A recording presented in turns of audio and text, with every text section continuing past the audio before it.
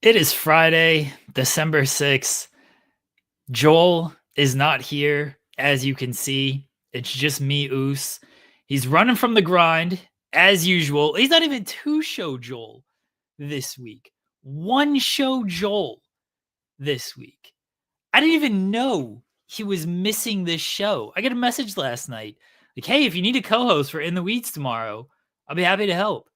Like, I didn't realize I needed a co-host for In the Weeds tomorrow. Like, oh yeah, Joel asked SP3 on the show tonight. Like, oh, well, I'm glad he's lining up the co-host because I didn't realize I needed to line up a co-host. As you can see, SP3's not here. He's got other jobs. He's got 15 million things to do, as usual. SP3 is one of the busiest men in the state of wrestling media. So he's not here. He's supposed to be here at 10:30. It is 10:04. Oh, Ken Bruno, I'd actually love to have you on the show. Ken Bruno makes some amazing thumbnails for those who don't know. He gave us this gem. Look at that thing. Yeah, the Sloppy Shop AEW. Oh, Ken Bruno, you rule. I actually do have a guest, though. Do have a guest, not fully solo show, Curtis. SP3 will be here at 10:30. I have a guest, and I have a guest for two reasons. One, I'm trying to get Kendrick Lamar tickets, and I'm not going to bore everybody with me trying to get Kendrick Lamar tickets on here, and everyone's like, oh, this is all Jeremy's doing for the first 15 minutes of the show. But that's what I'm going to be doing. So I need someone to fill that air. Second reason I have a guest is because this person is very in tune with the Ring of Honor, which is a show that allegedly exists Thursday nights. I say allegedly because I'm not sure this is a real thing. People say it is. I've never seen it. I've never seen any publicity about it. Apparently GCW talent just shows up on Ring of Honor, gets world title shots, whatever they want. That seems to be the thing. From the pop break, our pal Kimmy Sokol. Hi. Hi, Kimmy. How are you? I'm great, but Ring of Honor does exist. You have to go to Honor Club. Sometimes you have to pay $9.99 a month to watch it. Isn't that crazy? This. I don't believe any of this. But you could watch the first All In on Honor Club. Like, the first All In is on Honor Club for you to watch. There's a lot of problematic people on that show. I don't know if I want to watch it. Maybe you just want to see the evolution from AEW from a t-shirt company to a slightly more popular t-shirt company. Well, they should sell more Ring of Honor t-shirts so people know that this thing exists. So last night on Ring of Honor, Matt Cardona shows up. The world champion actually showed up for once. That was nice to see. First time ever. Yes, but Matt Cardona shows up and he just gets a world title shot. He's never been on the show. He's never been in ROH. GCW legend, Matt Cardona. And now he's got a world title match. Explain this to me. So Jericho is like, I want to face a legend from New York, which was the first problem. Okay, Mr. Nueve York himself is that's his new moniker going into Final Battle. Good nickname, honestly. You know what? He had a cowboy hat on, had the number 9 on it for the Nueve. I give him props for kind of trying to be different here, but he starts naming all these New York legends. Frank Sinatra was named. Brian Keith is like, oh, if Frank Sinatra was alive, Jericho would kick his ass. And I'm like, okay, don't want to see that as my Final Battle main event either. And then all of a sudden, we see this dude from GCW pop up. And then Chris Jericho tries to call him Zach. I thought Zack Ryder was dead. Well, Cardona did correct him. And say, no, you know who I am. I mean, yeah, but still, like, Zach. Haven't heard that name in years. But yeah, it's not like we were building anyone up for Jericho to face anyway. Like, Shane Taylor called out the Ring of Honor World Heavyweight Champion in July. Yeah, I was going to say, this was months ago when Briscoe still had the title, when Mark Briscoe still had the title. But then Ishii's on the poster for Final Battle. So I was like, okay, they'll do Jericho Ishii again. They'll probably do like a ladder war. Nope. Not good enough. I mean, he beat Ishii clean. What does he need to face Ishii for? Like, you don't need to do that match. Then why is Ishii on the poster for Final Battle? He might face somebody else. Who? Do we have anyone left? The peer champion. Matt Taven's going to win the title next week. No, he's not. Why not? Because everyone in Shane Taylor Promotions has to win a title. So why would Lee Moriarty lose now? I don't know. Why is Matt Cardona getting a title shot? I don't know, because Khan was like, sure, let's do you know what? I actually thought it was going to be one of the premier athletes, let's be real, because they're on every Ring of Honor episode. So I guess we're doing better. I actually thought it was going to be Nigel McGuinness as well, because Nigel McGuinness, legendary in Hammerstein Ballroom. They showed his match last night from Final Battle 2008. They're so hurting for content that they got to put on old matches on these shows. I know. But then they have... There wasn't going to be nobody from the premier athletes. All they do is lose. They're a bunch of giant losers. But Mark Sterling wants you to believe they're the best thing on Ring of Honor. Well, again, no one watches Ring of Honor, so we can lie and say that, and people are like, yeah, sure, I guess that's true. Me and Kate watch Ring of Honor every week. Allegedly. SP3, who again is going to be joining us in about 20 minutes or so, he allegedly watches this show as well. That's 3 people. That's more than 0.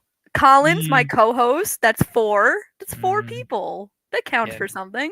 I don't believe any of this to be true. I just don't. I don't believe it. I think you're all lying. I think you all watch, you follow the ROH Twitter feed, and that is how you keep up with this show. I don't believe that anybody actually tunes in to this show. Listen, I'm not like 98% of people who just tune into the Ring of Honor Twitter feed, because that's what everyone else does. Then they watch the pay-per-views. I'm like, oh my god, Ring of Honor is amazing. And I'm like, don't watch the TV. Please don't watch the TV. It doesn't show that. It doesn't back up that statement. I don't actually think people watch the TV show. I don't believe it. But then you don't get to see the amazing thing Athena does. Okay, Athena does rule, but she's barely on the show. She's wrestling next week. Yes, I know. She is. I know. I watch the show. You're gonna I actually do tune in. I do not have an Honor Club subscription. I get baked, and that's how I watch the show. But I do watch the show. Do you think Athena's gonna win next week? She probably should, right? But I don't know if she will, because you don't have to pin her. You don't have to pin her to do this. Ticketmaster is the most god-awful website in existence. Why? Did you not get your tickets? I'm trying to, but it was it's refreshing on its own. It's crashing. I was in the checkout, and I'm trying to enter my card information, and it refreshed. And now I assume I've just lost these tickets. Well, you could try. See, here's the wonderful thing about Ticketmaster. You could try and try again. But Layla Hirsch is so sad, by the way. Layla Hirsch is going to take the pin in this 4-way match. That's why she's in it. Isn't she challenging for the women's title? She's challenging Red Velvet. Yeah. But in the 4-way, she's the only one that doesn't really have stakes. Because Starks and Athena are probably going to wrestle a final battle. You're not going to pin Red. So Layla Hirsch has to take the pin. No? I'm probably. Yeah, because you don't want to beat Athena or Starks if that's your world title match at Hammerstein. So they probably should have put someone in there who wasn't about to be in a title match, so they could just take the loss. But Diamante. that would require some foresight or something, though. I had said it should have been Diamante. I thought she's been really proving herself in Ring of Honor for the times that she's there. Or Rachel Ellering. Or, Harley Cameron. She's back in Ring of Honor. Harley Cameron does rule.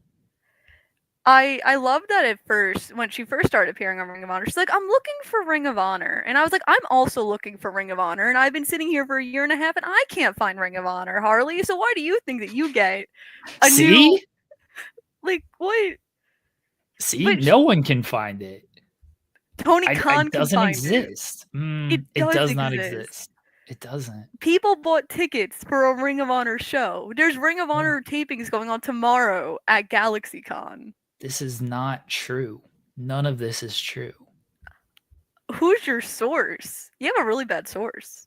I'm not a scoopster. I don't do that. Neither am I. I've never been a scoopster. I don't like the scoopsters. Despite what Twitter tries to say. Those horrible people on Twitter. But listen, Cardona and Jericho should be an okay. I don't think it should main event. I don't think it will. I think Starks and Athena will main event, right? In a ladder war. Is that what they're gonna have? Are they gonna have a ladder war? I'm putting this out into the universe because I feel like you can't have a final battle at Hammerstein without a ladder war match. It would be the first ever women's ladder war match, and I think they have to top their near 30-minute match from last year's final battle that main evented. I'm so annoyed that I had these tickets and it just refreshed and I lost them. Were they good seats? I mean, they were budgeted seats, like they were fine. Like, I'm not breaking the bank for any type of tickets. Tickets are way too expensive as is. It's absurd. I agree. Then you get hit with fees on top of that. Absolutely not. Well, see, this is the secret I found out from traveling for Mania every year. Is you always wait till the day of to buy your tickets. Yeah, I don't know if I can do that though. Well, okay, so my friend is trying to get Coldplay tickets for June. And she's like, they're too expensive. I don't know what to do. And I'm like, wait till not November. Please wait as you get sooner to the show. What's Ladder War? Can we talk about that? So I will answer this question, what's Ladder War? But when they had the Ladder War match on Dynamite, everyone's like, what's a Ladder War? And I had to give a whole historical context of what Ladder War was. So Ladder War, very significant in Ring of Honor history. It's basically a ladder match, but there's been some great Ladder War matches. The Briscoe brothers have been in a lot of them. El Generico and Kevin Steen, because Kevin Owens didn't exist yet. Kevin Steen was in a Ladder War match. I was at that final battle when that happened. I was a little Kimmy. I was like 10 years old, 11 years old watching this. But yeah, I just personally don't think you can have a Hammerstein final battle without a Ladder War. Maybe it's just me, because I care. Well, they got a Texas bull rope match. They're doing that. Do you know why they're doing that? Like, do you know the whole context? I assume it's just because it's Dustin Rhodes. No, so Dutch has been carrying around this bull rope, saying that Dusty Rhodes gave it to Dutch and said that he was a better son than Dustin's ever been. And the Sons of Texas, which is their new tag team name, which I absolutely hate. I'm like, why? I think of the Von Erichs, who, where are they? They're they're injured. One of them's injured. I know that, but can they say that on TV? Well, no, that would require, explanation. They don't want to do that. But that's not fair to me. Or the casual viewer. What about the casuals? The casual viewer? The casuals. There is absolutely no casual watching this show. Zero. You don't know that. Zero. No, there is zero casual viewer watching this show. Well, I mean, I want to know how many people are actually subscribed to Honor Club. These are the numbers I want to know. 3. Yeah. I feel like it's not 3. I feel like it's like 500 is a number I would say. 500 people. It has to be at least 500 people. They keep putting the pay-per-views on there. There's no way it's 500 people. But there's you could watch like any Ring of Honor pay-per-view, TV. I feel like there's about 3 people. Well, Kate agrees. It's just Kate, me, and SP3. TK mentioned 15K. Did he really? That's wild. Maybe like maybe that's like the people signed up, but not like paying. Because can't you just like sign up? No, you have to pay no matter what. Oh, really? I thought you could I thought there was like a free tier of Honor Club. I don't think so. Because then what would the free tier include? Because I don't think it would include the TV. No, I wouldn't. It wouldn't include the TV. I don't know. You should get like a free match a week or something. A free match a week. Yeah. It doesn't just the throwback match that they show every week. Right. Yeah. Exactly. Well, Dustin is still. Oh yeah, there is no free tier. Dustin is still wrestling. He wrestled on Ring of Honor, I think, 2 weeks ago. And he's wrestling at the pay-per-view. He had his yes, the free tier is the Ring of Honor YouTube. I don't even know what is on the Ring of Honor YouTube. Is it just like clips of the TV? They used to. No, I don't think they even do that on the. They had the tier. women's tournament on there when Maria was in charge of that in 2021. Yeah, that was a thing. Women's Championship Wednesday. That was so many moons ago. Now we're stuck in Ring of Honor hell. I'm going to sue Ticketmaster. This Please is don't sue that. Don't sue Ticketmaster. This is absolutely absurd. What happened now? I'm just trying to get the tickets.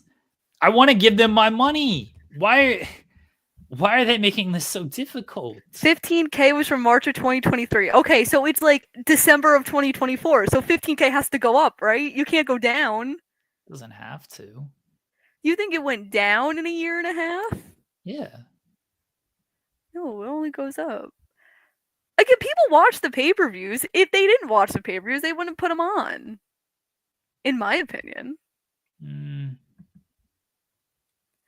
Listen, I don't, if I had to give a prediction for, Ring of Honor 2025, I wouldn't run Supercard of Honor in Las Vegas. I would run a couple weeks earlier in Philadelphia. 15K to 15 people. That would be really sad. I feel like I would know if that was the case. Can you just imagine But then I feel because I think you have to subscribe to Honor Club to get the pay-per-views anyway, because they're all Honor Club. Yeah, exclusive. Well, it used to not be all Honor Club, right? It was on Bleacher Report. Yeah, it used to, and then Tony's like, "Wait, I have this streaming service. I want to use this for something." Yeah, I don't think too many people were buying the Bleacher Report either. I wouldn't. I pay my $9.99 a month. Very sad. 15K is pretty low, but you have to remember, how many people are staying to watch the Ring of Honor TV tapings after Collision? Based on the audiences, not many at all. So last night, the JD, Drake, and Beef's match, they taped it during Dynamite, and they come out, no reaction. They're trying so hard. I mean, bless JD Drake. I'm a big fan of JD Drake, but yeah, I wouldn't suspect he would get too big of a reaction. What about Beef? Do you not like Beef? I love Beef. Beef is not JD Drake's cousin, but Anthony Henry's cousin, even though Beef looks more like JD Drake. Are they actual cousins? I don't know. That's the storyline they're going with. I want to know if anybody actually knows. So it was on, I think it was on Shining Wizards podcast. Beef was on Shining Wizards, and I think he just calls everybody cousin. I think that's the bit. Oh, that's his thing? Yeah. Oh, Kate said they're second cousins. Oh, okay. I'll live with that. There you go. Kate would potentially know. Listen, Kate watches Ring of Honor, where you go through the trenches. Doesn't sound great. Well, last night's Ring of Honor episode was like an hour 15. I was on another podcast while writing my review and watching it. Oh, sometimes they do those 3-hour shows. It's what are you doing? Why are we doing this? That was I have PTSD from that 3-hour Halloween episode. It was not fun. Yeah, you don't need to do that at all. Well, the other, when they were doing the Texas tapings, they just showed Texas tapings for months. I was like, how much did you film when you were at these Texas tapings? It's September, and we're still seeing matches from this. Arlington Leftovers. Yes, Arlington Leftovers is what we called it, which is a great name. Folks, we're getting dangerously close to actually securing tickets. Oh, he's getting excited now. He's so... When is the concert? What month is the concert? June 10th. It's June 10th. We're going to it's in Michigan.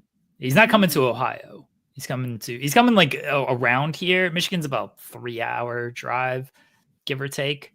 So it's not till June 10th. Well, the people complain of oh, people announce a tour, and then the next day it's oh, here's the pre-sale, and everyone's like, why? I need to logistically think of things. Well, we're just gonna get these things, and Think about it later. Yeah. Folks, we have done it. We have secured Kendrick Lamar tickets for Ford Field on June 10th. I'm very proud of you. That was Ticketmaster is just way too much work to get these things. Way too much work. But we have done it. We have got Kendrick Lamar tickets. We will see. So the reason I wanted to go to the Detroit show is because it might have been a little bit closer if I got into like Pittsburgh. I think he's running Pittsburgh. I didn't check the schedule close enough. But Detroit's only about 3 hours. 3 hours is a nothing drive for me. It's completely fine. If he brings out a special guest, it would most likely be Marshall. I've never seen Marshall in concert, and that is, that's still on my bucket list of people to see in concert. So, yes. So if that's not the special guest, are you going to be disappointed? No. I won't be disappointed at all because, like, yeah, I understand it's not a guarantee or anything because I don't even know if he does like a special guest. Like, I want to see Kendrick. I'm going to see Kendrick. There's just the bonus of, okay, if there's a special guest, it would most likely be Eminem, considering he's in Detroit. Yeah. Again, I have no expectation of that happening. I'm not going into like, oh, Eminem's going to be here. None of that at all. There's the, just the possibility that it might happen. Whereas, if I went to Pittsburgh or somewhere, obviously it's not going to happen. So you should clip this, right? And then if it does happen on June 10th, you can be like, oh my God, I called it like 6 months in advance. Oh my God. All right, folks, we are now making sure we're acquiring the tickets and everything is going to go smoothly here. I love the play-by-play of this. Well, yeah. Again, this is all the show would have been for the first half hour if you weren't here. Would have just been my play-by-play of getting the tickets. Instead, I had to, humor this ROH talk for a half an hour. Wow. I tried to make it interesting for the casual people who don't watch Ring of Honor. I hope that's everybody. There's no casual people who don't watch Ring of Honor. That's literally everyone. I hope everyone watches Final Battle. So I could be like, ha. I mean, Final Battle might do okay. It's not up against. Is it up against? It's up against House of Glory. Oh, well, I mean, House of Glory is like. Did I tell you this story that I'm supposed to be at House of Glory working with the Hardys, and I have to go to Final Battle? When I messaged you, when I saw this Cardona thing go down, you were the first person I messaged. I just said, I'm sorry. And you were like, what? I was like, do you know? And you're like, what are you talking about? It's like, oh, the ROH World Title Challenger. Because my friend was at the show and he texted me. He's like, Cardona just came out and he's challenging Jericho for the ROH title. I was like, oh my God, this is amazing. And then I looked around on Twitter and got it like confirmed even further. Not that I thought my friend was lying or anything, but so yeah, I messaged you and you're like, oh, I think I'm supposed to be doing something else that night. Like maybe I should actually go do that. Maybe I should actually go work with the Hardys and Ray Phoenix. That sounds a little bit more enjoyable. I could clone myself. That sounds a little bit better. I don't know. I've never worked with the Hardys, I've worked with I've only met Matt and like chat. Matt's like one of the nicest dudes in the world. Jeff always seems very, very nice. John Alba does the podcast with Matt, and he was at WrestleCade last year when I did go to WrestleCade, and we talked with Matt for a little bit. But Matt, I always tell this story. We used to review like terrible movies with wrestlers in them, and there was this movie where it was like wrestlers versus zombies or something. Just an awful but great film because I love bad films, and Matt was in it. And we were like, hey, any wrestlers want to be like on our show to talk about this movie? And like we tagged Matt Hardy and everything. And like we did this with every movie we reviewed with these wrestlers. So if we reviewed like a Hulk Hogan movie, we would actually like tag Hulk Hogan. Like, hey, Hulk, come talk about this film with us. Matt was like the only person who ever got back to us. And he was just like, hey, wasn't the greatest experience in the world, but appreciate you asking. Like, hope things are well and everything. So that was always very kind. Appreciate him. When I interviewed him for WrestleCon Cleveland, I remember we set it up and then I text him and I'm like, hey, like we said like this time. He goes, oh my God, thank you so much for reminding me. I like low key forgot. And I'm like, we confirmed this an hour ago. What were you doing for the past 60 minutes? So he called me, he's like, you ready? And I was like, yeah. And I just like sat there and we did a 5-minute interview promoting WrestleCon Cleveland, which was really cool. You were there. I was there. That's where we met. Yeah. Yeah. When I ditched Sting for a couple minutes. Sting called me troublemaker this weekend. I mean, fair. That sounds legit. But I didn't do anything. The next time, like, I don't like using any type of like, hey, can you do this? Can you do that? That's what Sting does. He does this. He does that. I'm gonna like, if you're ever at a con, you're with Sting, I might, if possible, like have to call in some type of favor. I'd be like, I don't ask for much. I don't want much of anything. I just want like a picture with Sting. That's all I want. I can do that. Next time we're in the same convention. Next time we're in the same place. There. Yeah. Like I felt bad like asking at the Cleveland one, so I didn't, but I should have called in a favor. Should have been like, yo. I didn't know you that well though. Like that we exchanged some messages, but that was it. So next time, if it happens, I will call in a favor. That's like the one person, him and like Danielson more of like an interview, like it's cool to meet, but like Sting, I've showed the picture, but like I dressed up as Sting as like an 8-year-old for Halloween. Like I had to be there for his last match. So that was my favorite wrestler growing up. So that's one favor I'd have to call in at some point. Right, SP3 is here to talk more ROH for some reason, I guess. What do you mean more? This is why you called us on. I called you on because I needed to get Kendrick Lamar tickets, and I didn't just want. You're making me feel so like great about myself that I need to be the filler for your Kendrick Lamar tickets. GNX, let's get some GNX tickets. Come on, Jeremy. I got him. SP3, I got him. I'm going. Just make sure you have your TV off. Well, I'm not gonna have the TV on. Period. Like I'm gonna be at the show. So. Oh, that's awesome, though. Yeah, that's great. Yeah. Hey, Kimmy. Hi. I've never met you in virtual reality. I was gonna say in person, but this is virtual reality. How are you doing? I'm great. How are you? I am wonderful. Unfortunately, I did not come to talk about Ring of Honor.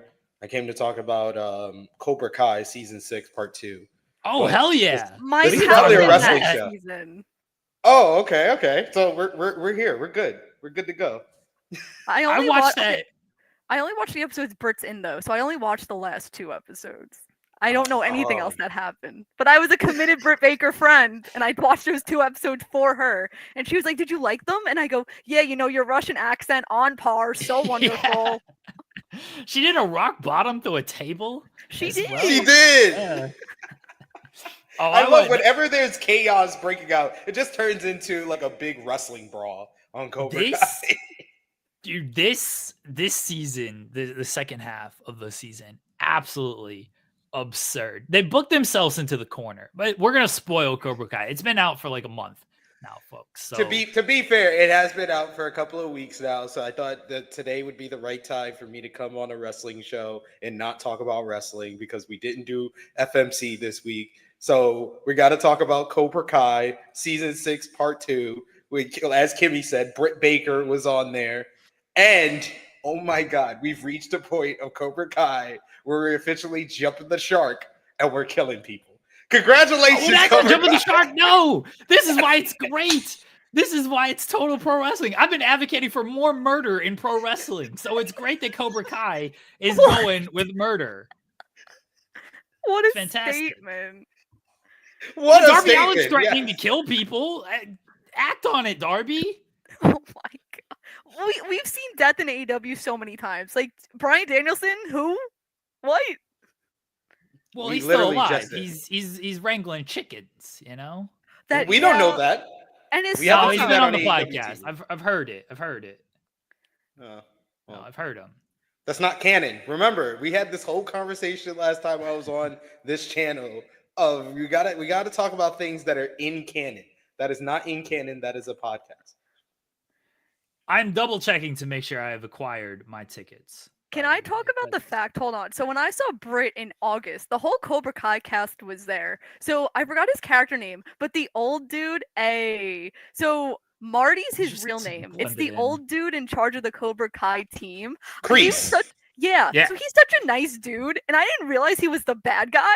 And I was like, he's a bad guy? What is this? I feel like my whole life's a lie. I'm so upset. Just to put the illusion across over your eyes. It's like, damn, never meet your No, heroes, so- I guess. They did scaffold matches in the second half. They did tag team matches. They did gauntlet matches. They booked themselves into a corner because they were going to have the big unstoppable guy. And I'm terrible with names. And I watched literally like when this season came out, I watched it all that day. I didn't do any work. Me too. I was like, yeah, I'm done. Like I'm watching this whole season. So it's been a little while.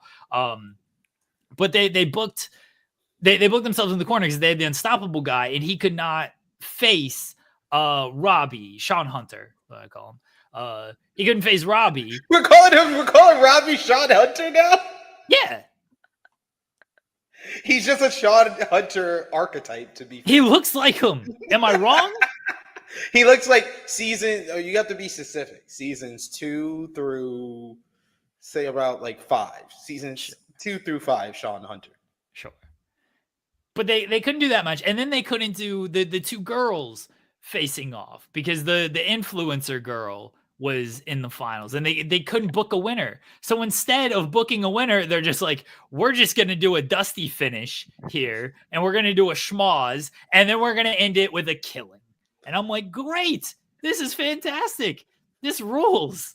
I love when the old dudes, like you see all the young guys are fighting on the main stage and stuff, and the old dudes are back, and they're so slow. You know, it looks like a bad MMA fight between two 40-year-olds. It looked like Jake Paul and Mike Tyson. It was like the same weekend as that fight, by the way. It was. But like, it looked like Jake Paul and Mike Tyson are out there fighting. And it's like, oh, these guys, you could tell like they lost a step, but they're on even ground at least. They were both like 60 years old. So the commission would sanction this. It would not make sense if, Kreese is going to fight Robbie. That's not a fair fight. The commission should not sanction that, but they would sanction Kreese against Silver. That's a fair fight. But good. I'm glad we had a murder. We need more murder. I don't know. It feels like you jumped the shark with the murder. Why? Feels like we're going too. Miyagi killed somebody. We never saw it. So it's not canon. Even if they talk about it, it's not canon to me. Unless It's on the official result, SP3. They got the paperwork that said result death. I still don't believe Will Chamberlain scored 100 points. Just because it's written down on a piece of paper doesn't mean anything. Do you think Miyagi held up like a piece of paper after he killed, and he's just like death, dead, and a big smile on his face? Yeah. Like... That would rule, actually. It's like, yeah, this is the death game right here, the death final where I had to kill someone to win this thing. Fantastic. And that's why he's like, no more tournaments. No more tournaments after that one. I like how they didn't even cancel the tournament. Like, yeah, someone died in this thing, but it's fine. We'll just run it back next year. Okay. They're like, cut the feed. It's over. Oh my god. I don't know how I thought this was the end of it. I was like, oh, part 2, this is the final episodes. And then, as the last episode is playing out and they're all brawling and everything, I was like, is this the last? Like, how are they going to get to a conclusion off of this giant brawl? And then Quan dies. And I'm like, well, it can't end there. And it's like, oh, well, it seems like there are more episodes coming. Like, good. Give me more Cobra Kai rules. I'd rather that. Well, yeah. We need death in wrestling. I keep saying this. Netflix, we know we can do murder on Netflix. So give me a good murder on Raw. Even though it's PG? Allegedly. Ryan sent a super chat. He says, Kimmy swore on here by saying Jericho. Frickin' Jericho. Some of us had to see him in person. Well, I mean, I like how he was calling the New York all the wrong names. Ruled. I was like, this is the best Jericho segment in a while, especially when he called New York the Big Easy. I was like, oh, that popped me. He called it Beantown. He said Hell's Kitchen in Brooklyn. Like all me and my New York friend that was watching the show together just looked at each other, just like, that was funny. Only New Yorkers would get how wrong that is. I thought the segments were great. It showed up on ROH. You ROH people, you and Kate, you're the three. That's it. Nobody Apparently, we're the only people who subscribe to Honor Club, but apparently Jeremy says that we don't subscribe to Honor Club and we just watch it on the Twitter. That's interesting. Am I wrong? Yes. No, you are wrong. Do you want me to send you my billing every month for Honor Club, like so I can? Can you write that off? I don't know. Can I? I should be able to. I feel like you should This is be part of my job. Yeah, I feel like you should be able to. We should look into this. Yes, You we're know, gonna do $10. our research. That could get me another first class ticket somewhere for a flight. Oh, look at you, fancy flying first class. I actually just got Premier Silver for United. I got the alert the other day on my phone. I was like, Silver! Yes! My flight to Pittsburgh is going to be so much better now tomorrow. I have yet to pack for that. Oops. I don't believe you, Fishbowl. I don't believe you. Why? Why do you not believe that there's Honor Club subscribers? There's at least 10,000 of us. His name is JK, which stands for just kidding. So he is just kidding that he is an Honor Club subscriber. I thought he was just kidding that he's a fishbowl. You know what? That makes more sense. Well, it's Fish, like the band, I think. Right? Well, Isn't that how they spell their name? Maybe. You guys never heard the band Fish? I'm 23. I have an excuse. I'm young. I'm a You're child. white, though. This is like one of the black. top white I'm black, bands. so I ain't never heard of them.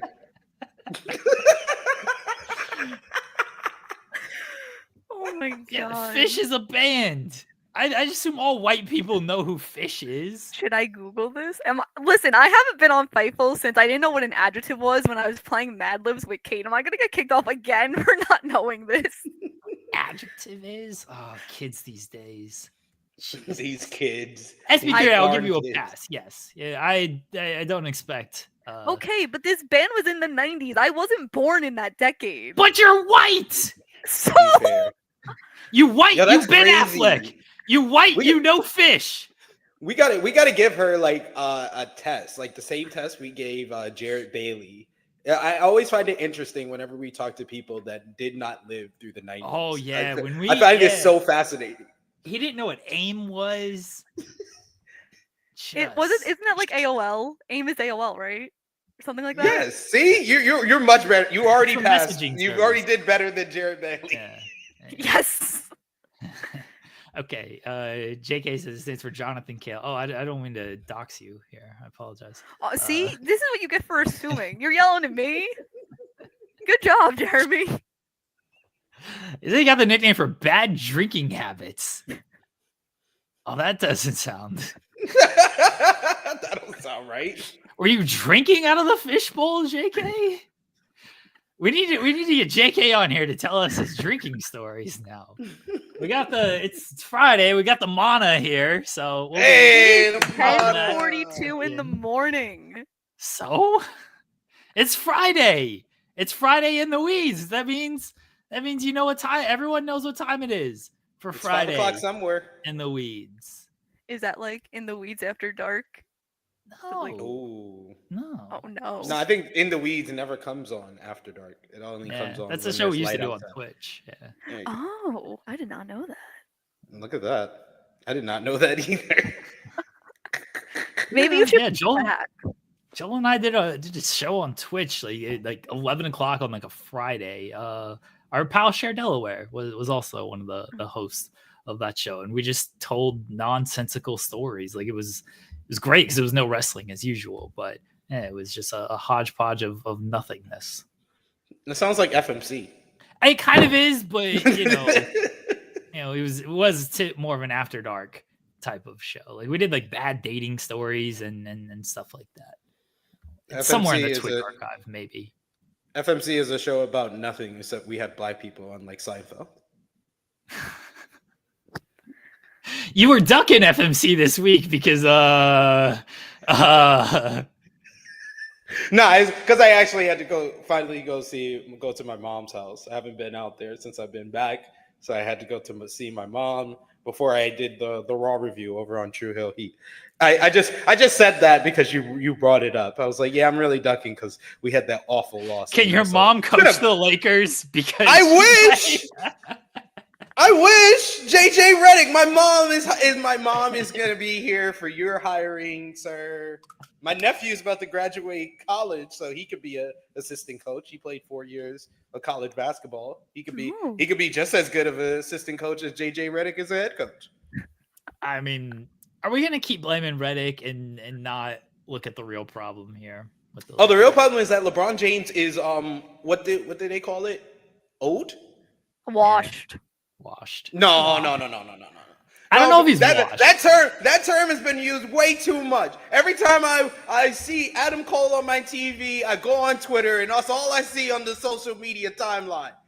I get to see him this weekend. I'm so excited to work with him and rep him, and I'm an Adam Cole supporter. I don't think he's washed. I think he's you know what good. my first question to him is? Why don't you know how to put on some self tanner? What are we Very doing fair here? question. Very fair question. Listen, when I see him Sunday, if he is like not tan, if he's pale white, I'm gonna be like, all right, buddy, I need to have a full conversation with you of how to do this correctly. Very fair question. That's to fair. Adam Cole. Adam Cole's still good. They're not doing him any favors with what They're doing. not. No, they're putting him in a very bad storyline. Yeah. The Dynamite does in Time and Ring, by the way. I put this out there on the Sky Blue, and This guy. what an evolution of this thing. It was you just win the Battle Royal, you get the ring. And then it was, now we do a one-on-one match. Then it was, we do a one-on-one match because you faced the ring holder from the previous year. And now it's, or you win the Battle Royal and you get a one-on-one match with the ring holder from the previous year, which is always MJF. And now it's, you do the Battle Royal and you do a one-on-one match to face the ring holder. What are we doing with this Dynamite dozen Battle Royal? Eligible people in this match. This was like the Ring of Honor roster plus Adam Cole and Kyle O'Reilly. That's what they tipped off. It's like, yeah, I'm gonna enter this thing. Yeah, I'm gonna enter this thing too. It's like, no other entrance. Like, wow, gee, wonder who's gonna win this whole thing. I loved when they did like the they did the replay of the finish, and it was Archer and Brian Cage. And by the way, Don Callis clearly doesn't care about these two people because he was not out there at ringside giving them advice or trying to coach them up at all. But they do the replay, and Excalibur is like, it was a photo finish here. It's like, who cares if it was a photo finish? There's going to be two winners. It doesn't matter if they hit at the same time. Like, they could have tossed out Brian Cage 30 seconds later, and it would have been the same result. Like, who cares? I don't think I've seen a more telegraphed battle royal since the Royal Rumble 2015. Like I saw Roman Reigns. That was like the most telegraphed battle. That rolled because I was in middle school. Jesus. Just make me feel old, why don't you, Gibby? Get out of here. You had to kick her off. You're like, you're in middle school? Middle school. I was adulting. I was adulting in 2015. God, she took her headphones off. I don't know if she can hear us at all or anything right now. I guess okay, she's putting them back on. All right, there. I'll be back in 5 minutes. Well, I was gonna let you. We've talked enough ROH on this show. Wow. Okay. Wow. Okay, got kicked off of 2 Fightful shows, guys. I'll make sure to tell. Badge of honor.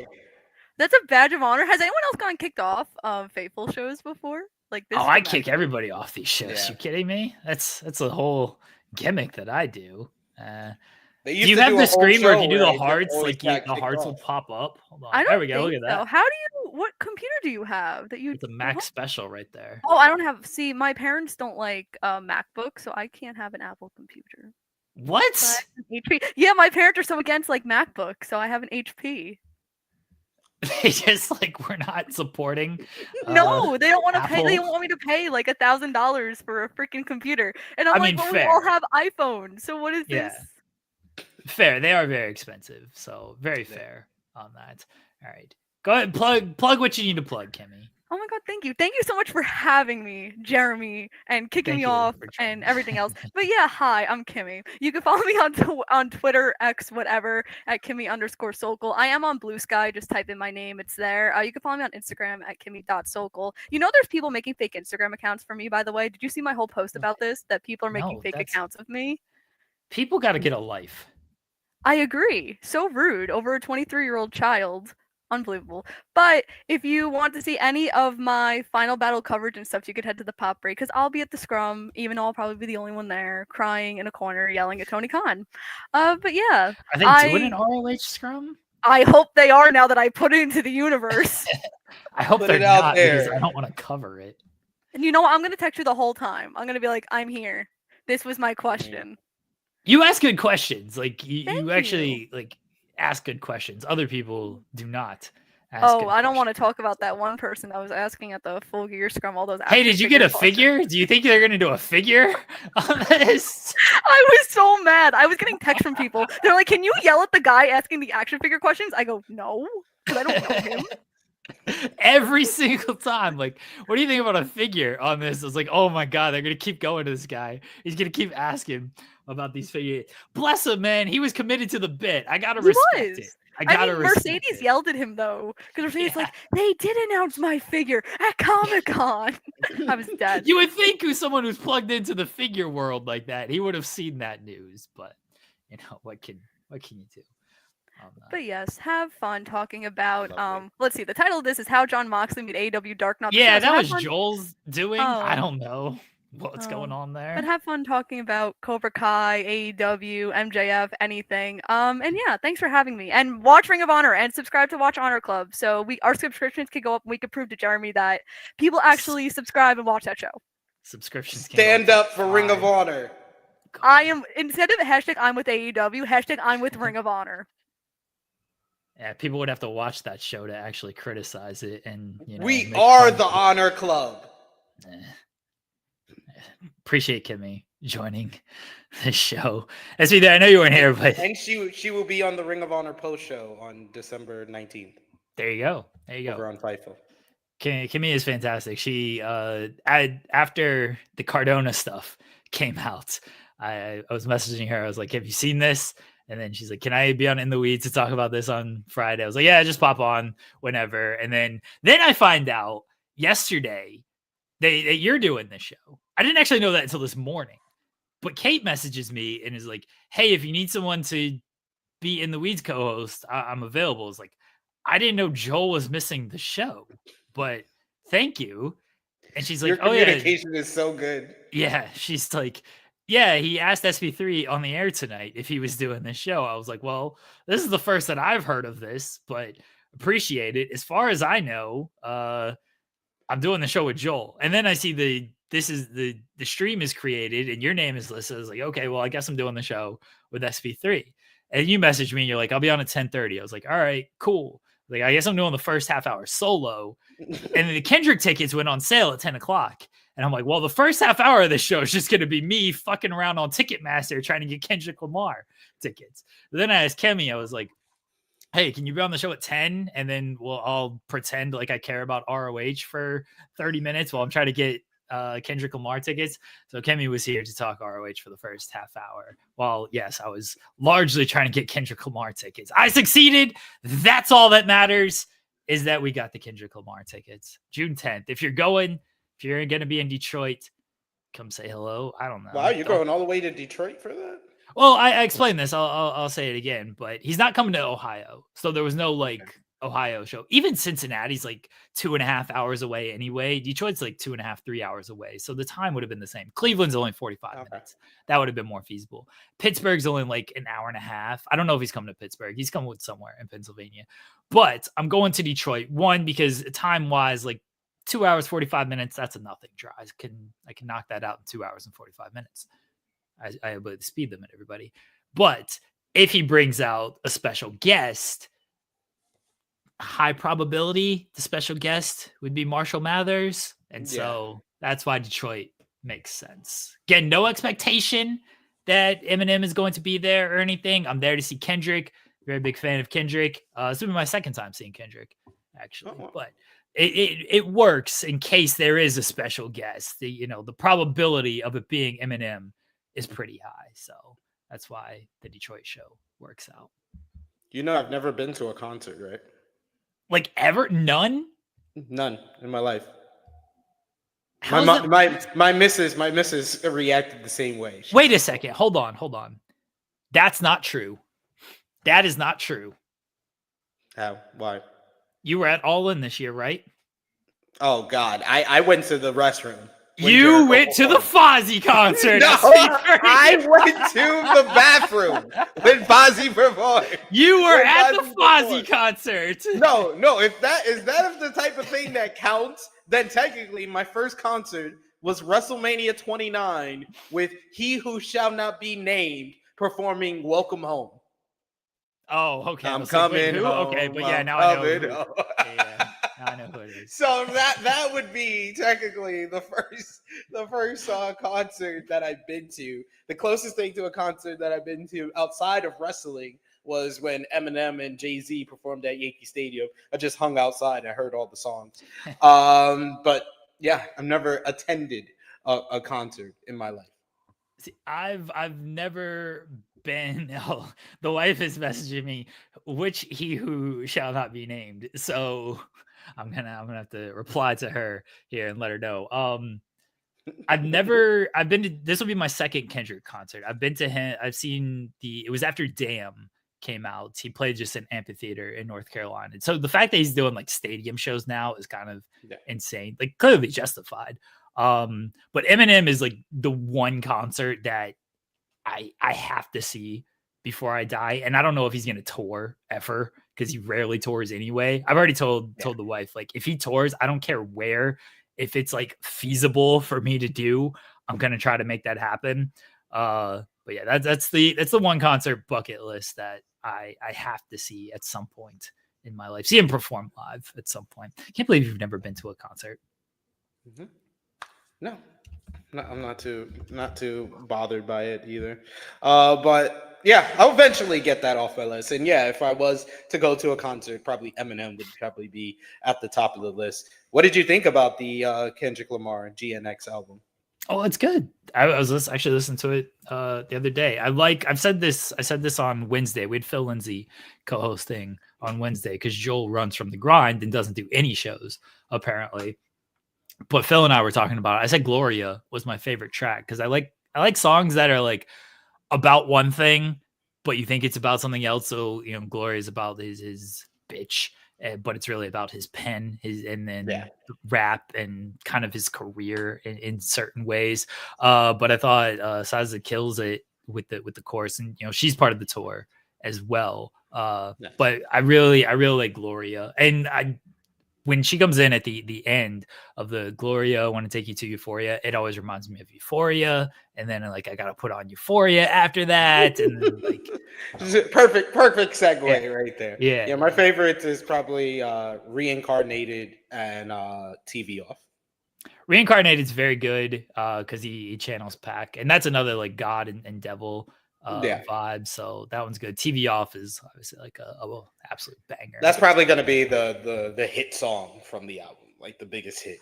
He did the single for Squabble Up, so that was the video single that they did. But yeah, TV Off is, I would say he had the mustard meme and everything, but the whole album is good. Man in the Garden is big, like one mic vibes, which I enjoyed. So. Waxed Out Mirrors, probably the best lyrically. Yeah. But the whole album I thought is really good. So, or mixtape, if you believe the theories that. He's got another album. He's got another album in the running, and knowing him, he's just gonna drop it like he did this one. Yeah. We shall see. All right. So for some reason, Joel has, by the way, I haven't like plugged anything. Leave a thumbs up on the video if you've been here for the last 58 minutes. For the last hour. Yeah. Leave a thumbs up on the video. We appreciate that. Subscribe to the channel. We appreciate that. We've already had a couple super chats. We've had some more super chats. Leave a super chat. Get your question, comment, statement read on the air. That helps support the people on this channel, like SP3. Speedpunk leaves us a super chat. He says, favorite parts of AEW this week was the Bandito teaser and the Jay White match. I thought AEW was good this week. Yeah. I thought it was cohesive.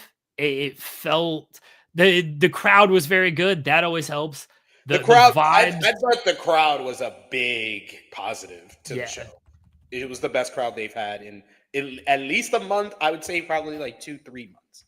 Yeah, the vibes of the show were good. It didn't feel, the lighting was actually good. So they've had the lighting down so much that it's like, oh man, just it's kind of a gloomy kind of mood out here. But the matches were good. There was, again, cohesion with a lot of the stuff. I like everybody. You can criticize, nitpick some things. The Dynamite Dozen Battle Royal was not for me. The crowd, that was one thing that they just did not care about. I thought MJF's promo was very good, though. I did like his promo, despite the fact that, okay, well, now we have the two winners, and then they're going to face in a singles match, and then we're finally going to get it at World's End, which we all kind of figured World's End was going to be the MJF Adam Cole match anyway, but they're really stretching to get there. And Undisputed Era drama is not my cup of tea when I've seen it for years on NXT, and they've kind of run that well a little dry. But the Continental Classic matches were good, and the world title stuff is largely good. I have some complaints. It's better. Yeah. I think it was key to get more people that the fans view as main eventers involved in this program. And the fact that like I was kind of like debating in the live chat with you guys over on the Spotlight last week, the fact that Hangman Adam Page is not really a babyface, some people think he's a tweener, some people like me think he's a heel. The fact that he's now going after Moxley and seemingly unlikely partners with like Orange Cassidy and Jay White against the Death Riders, it makes it feel more all-encompassing than it's felt the past month.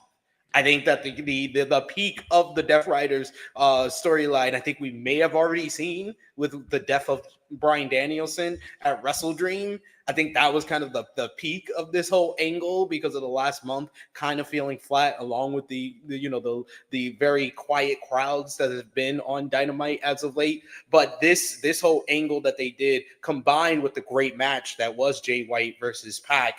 And that was actually the only segment, when you look at like the ratings, that was the only one that really kind of kept the viewers engaged as well. So I appreciate it. I like Hangman coming out. He got a big reaction from those fans. I like Orange Cassidy being the fourth person in what was setting up to be a four-way, because I felt like Christian Cage, that would take too much of a convoluted reason for Christian to take his title shot in a four-way when he has a title shot that he can cash in at any time. I think it would have took a lot of convoluting, explaining, and AEW has proven they're not the best at that. So it was better to go with someone who has already been a part of the angle like Orange Cassidy. And I think that's a better follow-up for Orange Cassidy than I assumed. I assumed after he lost the full gear, he wouldn't be anywhere near the main event scene afterwards, because I have PTSD about what happened last year after All Out. But the fact that he's back in the main event scene and now he's going to possibly be in this four-way gives me kind of hope that they are turning a new page on Orange Cassidy. My two kind of criticisms of this. One, where was Claudio? You can't tell me, he was preparing for the Continental Classic and that's why he didn't come out when Yuta's there, Pac is there, Marina's there, and Jon Moxley's getting beat up. Claudio should have been out there in some capacity to help his friends. Just, I didn't like it last week when Darby was not there after threatening to murder Jon Moxley. And then, he was in the main event in the Continental Classic. Like, Darby should have come out last week as well. And we should have had Claudio being part of that angle. And look, if he gets kind of run off, he gets run off. Like, something you got to do, but he should have been out there in some capacity. They got to do a little bit more with the Hangman and Jay White kind of, they're on the same page, but they're clearly wary of each other. I don't need them to just like, oh, well, we have the world title goal in mind. And so that's why, yeah, we'll fight against the Death Riders and kind of be together. Hangman's lost 2 straight to Jay White. If I'm Jay White, I'm telling this dude kick rocks. And if I'm Hangman, I'm still like pissed off that I can't beat this guy. And so he's got, I know he beat Wheeler Yuta, like fine, everybody beats Wheeler Yuta. So this isn't some big victory to me. He's allegedly 1/3 of the trios champions. But they got to do a little bit more with Hangman. The character stuff, because he's so good, it works.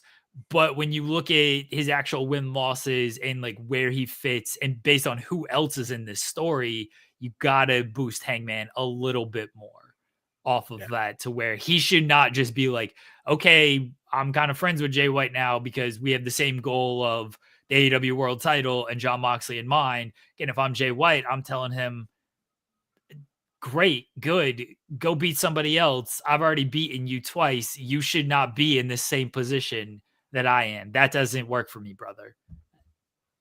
Yeah. I think that they don't need to do a trios matchup with these 3 guys facing the Death Riders. I think that would be that would go against a lot of like the character motivations of Jay White and Hangman Adam Page. But I do agree that that Hangman needs more victories, and you need to book him on both shows for the next couple of weeks. He needs to get wins on Collision, and then he can do angles on Dynamite to continue building to this 4-way. And I would say that it's probably important that the 4-way be announced by either Tony Khan or Tony Khan avatar Christopher Daniels, because it needs to feel like the actual company wants to get the title off of Jon Moxley. Because usually when AEW is building a four-way feud, they choose the most convoluted way to get to the 4-way. I always think about the 4 Pillars matchup from Double or Nothing. Literally after Revolution that last year, we knew we were getting the 4 Pillars matchup at Double or Nothing. But instead of just having these 3 guys win qualifying matches to get to the 4-way, they did that silly, stupid 3-person tournament that was just so convoluted. They had promos from Darby Allin where he was sounding like a heel. The whole promos leading up to that matchup is why Jack Perry needed to turn heel. So and Sammy Guevara turned babyface for some reason at the end of that shit. So yeah, they need to choose the most simplest way. The simplest way to do it is have the company be the one that wants to get the title off of Jon Moxley so bad that they make a 4-way with these 3 guys that are gunning for him.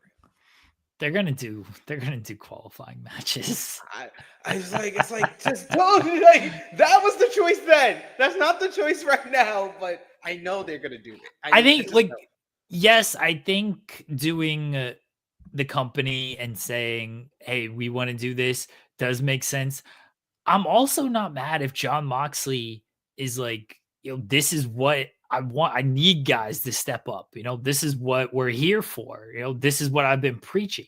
So, but they haven't followed up on that at all, because they have something for Moxley to bring up in promos right in front of them. He's the one that motivated Private Party to become the tag team champion. Well, yeah, this I've long the threat of the Death Riders is why Daniel Garcia came back and won the TNT championship. He has not mentioned either one of these things. They have not mentioned the Death Riders and Jon Moxley since winning their titles. They literally are telling the story, but not telling the story at the same time. They're telling the story through podcasts, because that's where it's being mentioned. Like the Private Party was like, yeah, Jon Moxley, like he's the guy who motivated us and kind of made us change. Like, great, maybe say that a little bit. Like, they're crediting the Young Bucks. They're like, the Young Bucks made us elevate. The Young Bucks got scared and we're like, no, this is too much for us. We're out of here. But yeah, I do agree that Moxley should make a reference to it and the Private Party in some way. Because I didn't like that they just won the tag team title. It's like, oh, we don't really care about going after Death Riders now. Now I guess we got to do this 4-way match, because that was these are the people who qualified, so this is who we're going to face. Now, like, again, it doesn't have to be beat you over the head with it. Just a little reference. Private Party just saying, we got these. Moxley's trying to take this company hostage. You know, he's trying to take these titles. He doesn't have any pride in the world title. We got pride and these tag team titles. John Moxley, you know, you made us step our game up. And look what we did. We're not done with you. We still have our sights set on you and the trio titles. Just something small. And then do your feud, your match, whatever it might be. But keep it consistent with just little things like that. Because that stuff goes a long way. Those are... They don't do enough like little things to just keep the ball rolling. And that's what they used to do so well. Exactly. Like I was just about to say, like they used to do that all the time. Like 2022, 2021, AEW, they used to have the little pre-tapes that they would place in when certain people weren't around that week. Or they would have a video package to hype something up. Case in point, that the fact that they don't do that anymore, Christian Cage's feud with Hook. Literally, this hot crowd, Fishers, Indiana, red hot for Kyle Fletcher versus Shelton Benjamin. And then Hook comes out and they're like, oh yeah, you exist. You haven't been on in weeks. They literally saved your storyline with Christian Cage's immaculate promo last month when he explained everything and basically recovered this bot storyline from the depths. And then they drop it for 2 straight weeks, 2-3 weeks. Like, it's just mind-boggling. It's like, what is going on? Why don't y'all have any type of long-term storytelling? Why can't y'all book? It feels like AEW can't book past the next pay-per-view. It's always after Wrestle Dream. Okay, what are we gonna do at Full Gear? And then we work our way back from there. When it should be Tony Khan coming in probably after like World's End. If he isn't doing this, he needs to do this. After World's End, he accesses the creative team. He accesses the people around him. What are we doing at All in Texas? And then let's work our way back. Let's work our way. Okay, what are we doing at All in Texas? Okay, what are we doing at Double or Nothing that's going to lead to All in Texas? What are we doing at Revolution that's going to lead to Double or Nothing? And what are we doing at Grand Slam that's going to lead to all of these other shows? Revolution, Double or Nothing, All In. He needs longer kind of like preparation in advance. And I know, I've seen all the reports that's like, oh, he can't do it, or they're not doing it because plans change, people get hurt, people are not there certain weeks, blah, blah, blah. That's a whole bunch of excuses at this point. It's been going on for too long. They need to fix that. They need to have more long-term planning, and they need to build everything around All In and then work their way back. People are saying the addition of all the pay-per-views have affected the stories. Obviously, like if guys get hurt, who knows, wrestling can change on a whim. Sometimes you do have to change course, and AEW hasn't always been the best at that kind of stuff. With the addition of the pay-per-views, I've said this for the longest time, and people are like, I don't really get mad at me about this. They got to have a hierarchy on these pay-per-views. I know like they want every show to feel great because it's $50 a show and you want to load up all of these shows. I get that. But if you just establish a hierarchy, it doesn't mean you have to take away from these other shows. You can still have great matches on these other shows. But if you establish a hierarchy of like, yeah, this is actually our biggest show, and then go from there. Like, again, WWE, that they do that. Royal Rumble, you know what you're getting at Royal Rumble. WrestleMania is obviously WrestleMania. SummerSlam, you know that's going to be a big show. Survivor Series, you know what you're getting with War Game stuff. Like, you know what you're getting with a lot of these WWE shows. Money in the Bank, you know you're getting the Money in the Bank match and how that's going to set up things. I'm not saying they have to put some type of gimmick on all of these shows where, oh, Revolution. I mean, they used to like, oh, well, we were getting a Face of the Revolution ladder match. And now it's like, well, we don't really do that anymore. We might do some type of they did the meaty revolution match. Yeah, it was supposed to be the Meat Madness, but it ended up being a scramble. I think the difference, I don't even really think that that's a big difference. I think that the real key in the difference between them and the AEW and WWE in regards to pay-per-view hierarchy is that WWE both books, treats, and tells us that WrestleMania is the biggest event.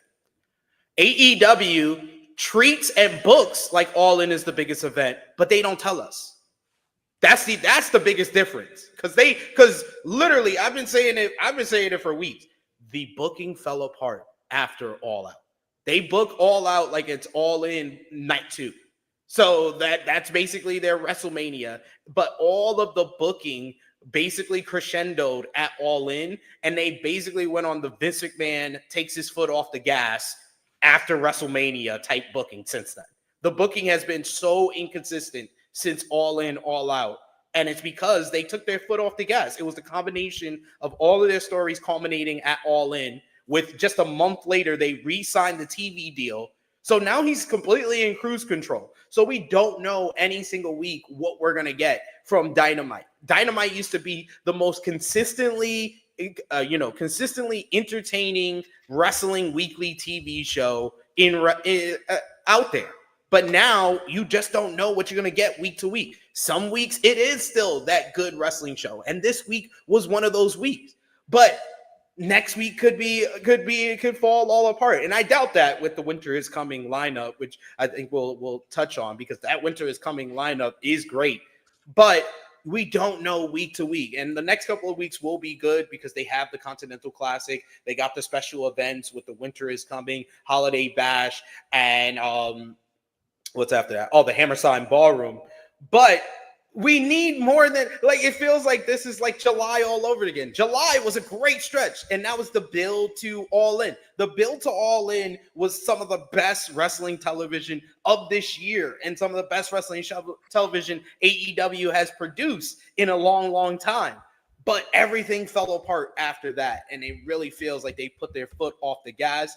And maybe they do need to just say, like, All In is the biggest show of the year, because then we won't expect them to keep their foot on the gas after All In. Maybe that is the key to all of this.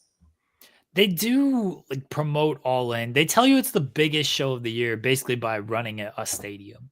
And so that tells you it's the biggest show. And they promote it all year. They promote the tickets on sale all year. Yeah. So they tell you it's the biggest show, but I've said this for the longest time. They do these little things that, yes, they're basically saying, hey, this is the biggest show of the year.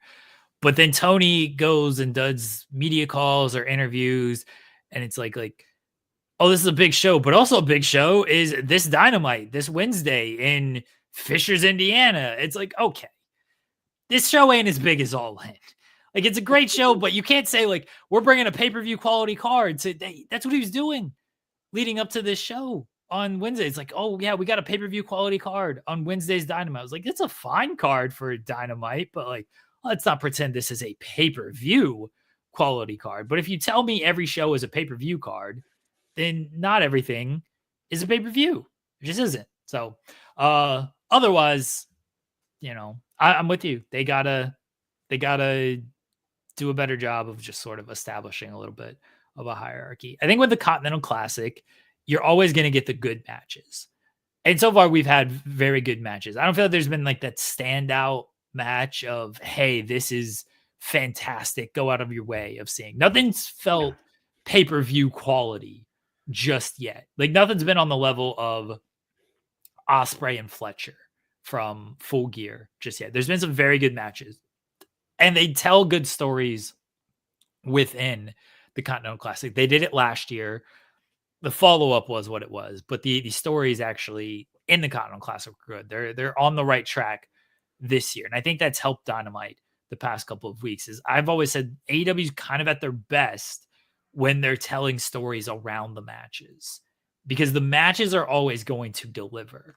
So if you were telling stuff around that, you're probably going to be in good shape.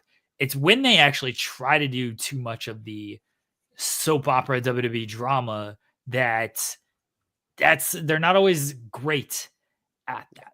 like the Omega Hangman stuff, so much of that was just match based. Like so much of their tag team run, and then when they split off there, and then Kenny's turn, and the promos and stuff were good leading up to it. But so many people just everyone's like, look at all the little things they did in the matches. Look at all the stuff they did in their matches. Hangman having to, not win the tournament, but coming back in the ladder match to get the shot that way. Like it's all matched base there. It was, and then they did good little things around that. But their best stuff is when they're like doing matches with it. And then they're letting the promos lead. It's not so much of like, hey, let's kidnap somebody. Look, I want more murder and everything. I'm all for that.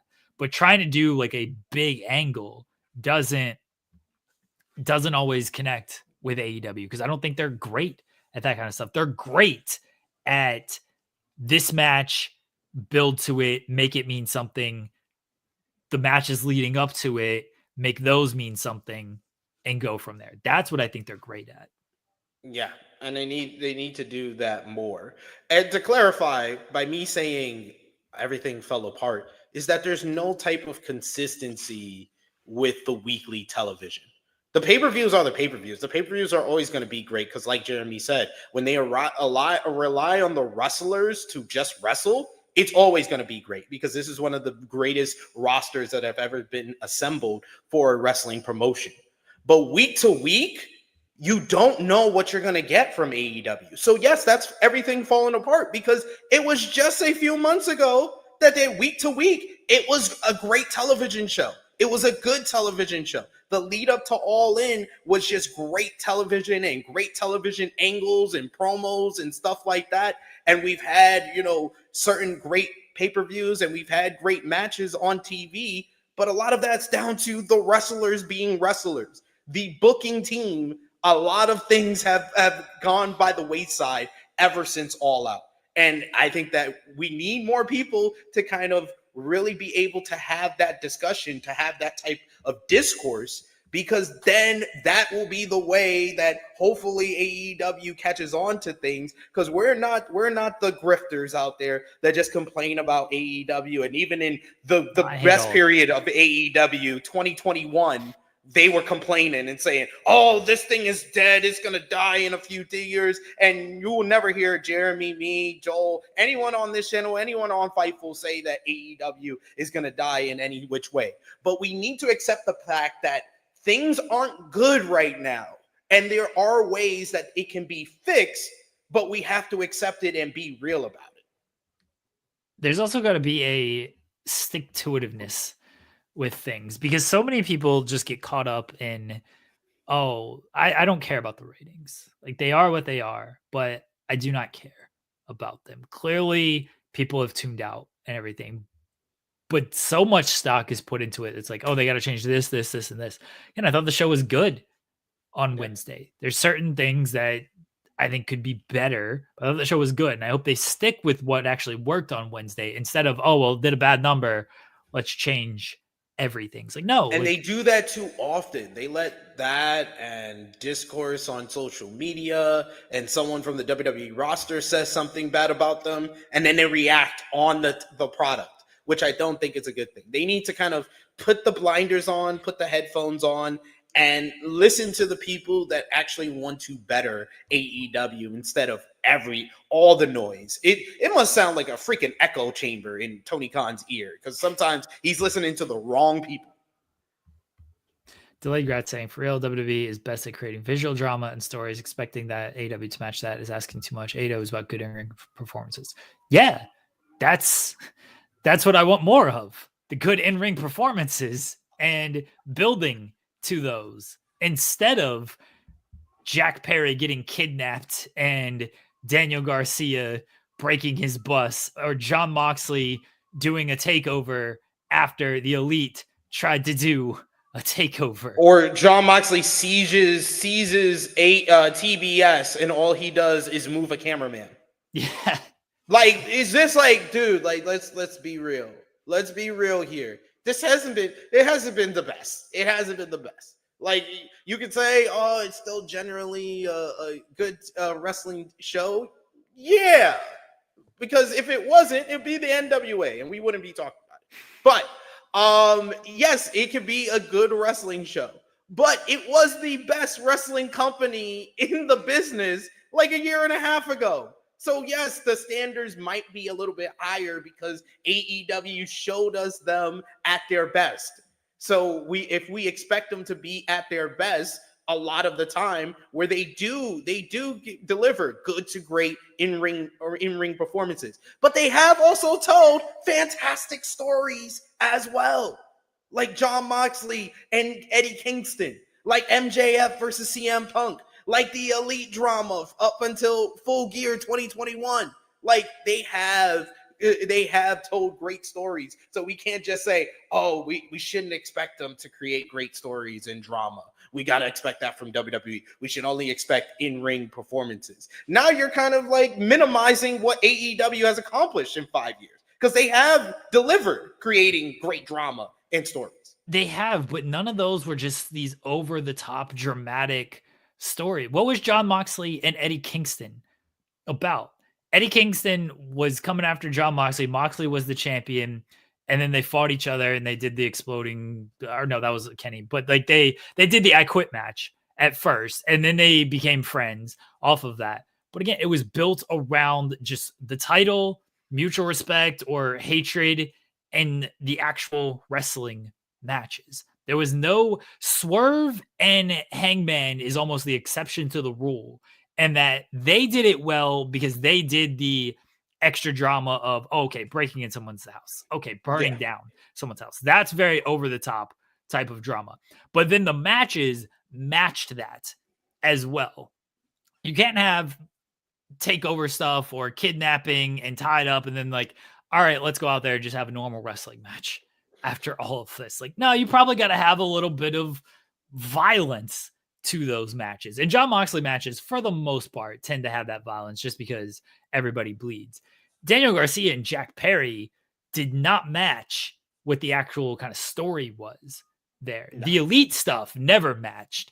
You know, they take out Tony Khan and then they just go on and they just do their usual Elite match. Like it never matched what the actual character was. Blood and Guts was the exception because it was Blood and Guts. And even that was, okay, well, we're going to quit for Jack Perry.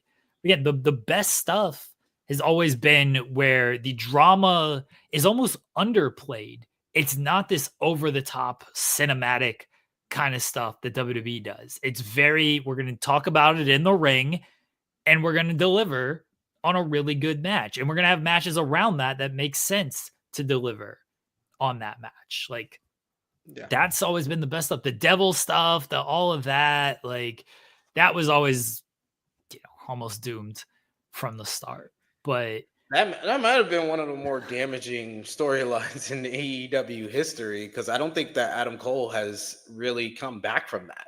Like, his pop and his reaction keeps going down, it seems, week after week, because we are reminded of this devil storyline the more he's in this undisputed story with MJF. But I do think that they also have told more of like the prototypical sports entertainment stories as well, and they've done that well. And this year is a key example of that, with the Timeless Tony Storm and Mariah May angle, as well as the Swerve and Hangman kind of follow-up from 2023. They've done more of the prototypical kind of angles to build to stuff, and not just based it on the in-ring and who beat who type of thing. They've kind of built stories that have the ebb and flows, that have the twists and turns. So they can do a lot of things. AEW, the one thing they've shown us in the 5 years that they've been as a company is that there's no kind of limits. They've told different type of stories. They showcase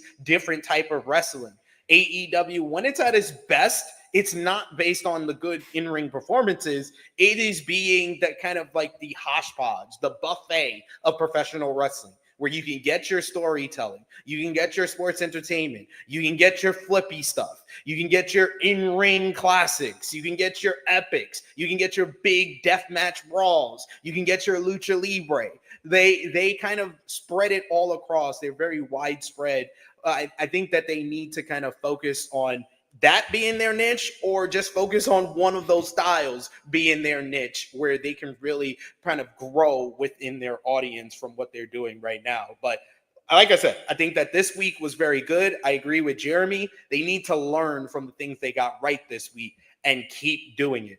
They have to keep doing certain things that work because that is going to be what's going to help them in the long run. Let's also kind of be honest about certain things. It's a star business, right? Like WWE feels hot right now. One, because they are, but two, it's because Roman Reigns feels larger than life. CM Punk feels larger than life. Cody Rhodes feels larger than life. AEW doesn't have that guy right now. It looked like it was Ospreay. When Ospreay came in, he came in on fire. And maybe they should have pulled the trigger on him and put the title on him. I understand why they didn't, because Swerve was hot at the time. But they don't have a guy that feels like he is larger than life right now. Everyone feels like they are just in the AEW bubble, which is fine, but that's why so much doesn't feel as hot as maybe as it could be. It's because they don't have the larger than life guy. John Moxley, he felt larger than life when he came into the company, just feels like a guy right now. CM Punk, obviously, when he came in there, he felt larger than life. Danielson, when he came in, felt that way. Kenny Omega, for various points, felt that way. Hangman, at various points, felt that way. Everyone right now just feels like, all right, they're just a guy in AEW. So John Mox is the champion, but he doesn't carry the title. Or when your champion is like, this place has sucked, I'm here to make it better, it doesn't actually make him feel larger than life. It makes it feel like, oh, well, yeah, I guess this company has sucked. All right, John, please do something good with I it. said this a few weeks ago. I was like, I need everybody in AEW to stop telling us they suck. Because when you're not hot and you keep telling your audience you suck, they start to believe you. By the way, that's one thing they did great on, not telling everybody that they suck. MJF calling the company a dog shit company doesn't actually help the company or him. That's one thing they did great on Wednesday. Swerve beating the shit out of Max Caster. More of that. I don't need this 50-50 stuff where everybody looks good. Swerve looked like an absolute star. He looked like he got the biggest reaction on that show. He felt like an absolute superstar, a main character type guy. And you need to cultivate that. And you need to be in front of. And the key thing that not a lot of people is mentioning is that this was the first Dynamite that was in a building that wasn't 10,000 seater in quite some weeks, in quite a few weeks. So I think that had to do with how loud the crowd was, and it wasn't a huge crowd. They did 3,000 in a 7,500 seater, which with the production and everything, stage and everything, was probably like 5,000 seats available, and they filled 3,000, and it sounded like the loudest Dynamite that we've heard in quite a few weeks. So they need to do more of that, being in front of that, hearing that perception, how Swerve came off with the loud crowd. That helps him. That will help him with the next crowd they're in front of. Treat him in the same fashion as a superstar. Hangman Adam Page coming out to have that kind of like face-off duel with John Moxley. That got a big reaction. All that post-match stuff. Cultivate that type of thing and then move forward. Yeah. Presenting your guys as larger than life kind of guys. I jokingly said this when it came to like Darby Allin, and Darby Allin's like, oh, I don't like the term superstar because we're all just humans and we all do like normal things. Like anybody could be a wrestler, you know, and like I'm just a regular guy, but I'm just out here, you know, doing cool stuff. Like anybody can kind of do this kind of stuff.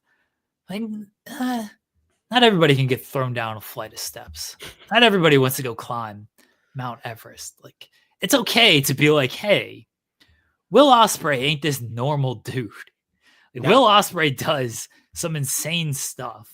He has almost a superhuman ability. Now, again, the problem is, okay, well, Commander kind of fights back and does a lot of these same moves. And Ricochet, though he's toned down he hasn't really toned down his style, but in a similar vein, it's like, okay, well, if everyone can do this move, then it loses the importance. But I do think it's okay to be like, yeah, this shit is awesome. The stuff we do is really cool. Like, we enjoy doing this stuff for you.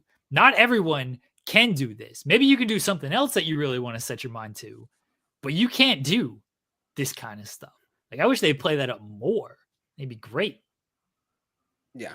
I want them to do more. Like one of the keys that I thought that made this week's episode so good is how they kind of had like a video package or promo before every matchup, which gave some type of meaning to every matchup, whether it was in the Continental Classic, whether it was Jay White versus Pac, whether it was Penelope Ford and Anna Jay.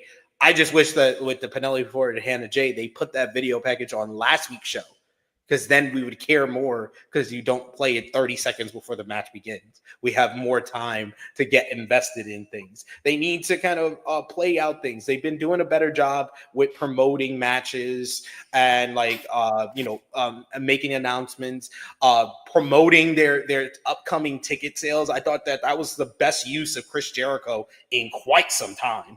Using him to promote your upcoming shows. I mean, it was 1 minute. He got out of there and that was it. I was like, the best Jericho segment in this year. It was 1 minute. He promoted some stuff. He promoted Ring of Honor TV, which probably led to 1 or 2 people watching that show last night to see who he was going to face at Final Battle. But yeah, they need to, there's certain things that they're doing right now that they need to continue, because they're not going to see the ramifications, the fallout from all of that until like a couple of months down the road. They have to keep doing these type of things. Yeah, you got to stick with it, because I do think that's where things just get muddy, is if, oh, the show was good, but the rating wasn't good. Okay, well, what do we got to change here? And then you lose the audience even more. Yeah. It's like, oh, well, the stuff I liked and that was going well, now you've changed. And it's like, well, now I've lost track of what's actually happening. So now I'm just going to tune out. And that's going to be that. Like, if you show you have a plan, you stick with the plan, typically those results pay off. They can come back from this. I think the Max deal is going to be super helpful, because then there's going to be people watching it on Max. Hopefully that brings like new eyes to it. Hopefully it puts less importance on the actual ratings and everything, because I don't care about that discourse at all. AEW is not dying. There's no hope for AEW. I don't know, man. They're going to be around for like at least 3 to 4 years with this TV deal. So I think they're okay. I don't think they're on the verge of getting canceled or anything like that. No matter what WWE Hall of Famers tell you that.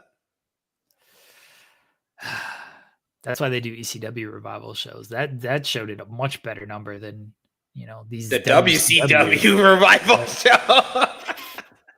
That's right. Oh, that's awesome. Anything else from Dynamite that you want to discuss? Jay White's awesome. Jay White's the type of guy that I wish they would do a better job of like characterizing them, like Big Man Dog is talking about, because I feel like he's one of the guys that can be a top star in this promotion, that can be a difference maker. I think that they need to focus on him, Swerve, Hangman, Will Ospreay, and we'll be in good shape. But yeah, Switchblade has been a revelation as a babyface. So I just had to message and give him praise. And I will give praise to someone that doesn't usually get praised on wrestling podcasts, Max Caster. Oh. Because him being the annoying, delusional heel, that was the best. It was good. Max Caster in almost 2 years. I was just, when he hears Bowen saying, if he thinks he's the best wrestler alive, he needs to go out there and prove it. Thank you. That's what I'm talking about. Support. All right, put your hands in on 3. 1, 2. Best wrestler alive. He was actually very good. Yeah, he was actually very good in that backstage segment. And again, that whole segment, the block of segments, I should say, accomplished a lot. You got Max Caster over as this douchebag who no one could possibly stand. His own teammates are like, sure, this is what he wants to do. It's his funeral. And then Swerve killed him. It was not, because so much, if that was a 50-50 match, it doesn't help anybody. But instead, we see this douchebag who is in over his head. Oh yeah, he got killed. Good. He got his comeuppance. Good. We need more of that. We need more guys just getting blasted out like that. And so it makes it feel worthwhile of like, I don't like this guy. I don't want to see him have this great match with Swerve. No, I want to see him just get his ass kicked. Good, he got his ass kicked. Awesome. You feel rewarded in that. Like great matches are fantastic. Like they got plenty of them in AEW. Sometimes they just need to reward the audience of like, yeah, you don't like this guy, he's gonna lose and get his head kicked in. Great. Yep, that's exactly what and it made me see a future for him for the first time in the Hurt Syndicate, where he could be the one who talks all this shit for the Hurt Syndicate, and he's the one that gets his ass kicked. While the Hurt Syndicate is just in their office counting their money, he's out there getting his ass kicked by all the people that hate Hurt Syndicate. Yeah, I mean, I think it could work. We'll see if that's where they end up going with Max Caster. Will Chisholm sent us a super chat. It says the Adam Cole Brotherhood storyline is bad because fans don't care, but the New Day Brotherhood storyline is great because we care about them. Look, the New Day has 10 years of WWE history to play off of, and they are one of the most beloved groups of all time in WWE. They've accomplished things again in WWE, world championships, long reigning tag team championships, King of the Ring. Like they are top of the top when it comes to groups in WWE. The Undisputed Era drama in AEW, they weren't super aligned. Like if you're just, I understand AEW acknowledges history and they play off of that. And when you've only been around for 5 years, like you do kind of have to play off of some WWE ROH type of history. But the Undisputed Era, they were kind of a thing in ROH. They were kind of a thing in NXT. Their biggest run was in NXT when they were all the champions, but that was NXT. And that was, they were losing to AEW every single week on Wednesdays. Like that's their top run. So yeah, I would imagine a lot of AEW fans aren't super caring about, oh, here's a group that was in NXT and hot 5 years ago when AEW was much hotter. And now you're asking us to care about this group, where in AEW, there hasn't been too much ties with them. Like they were together for a little bit. Like my memory is very bad on this stuff. Like obviously when Roddy came in, he was aligned with Cole. When O'Reilly came in, he was kind of aligned with Cole. Like they were there, but it's not like they had success in AEW as a group. Adam Cole never won. Like his success was always with MJF. That's when he actually won titles. Kyle O'Reilly's never won anything. Roderick Strong was the international champion in the most forgettable reign of any international champion. And that was that. Like, yeah, people aren't going to care about that kind of stuff.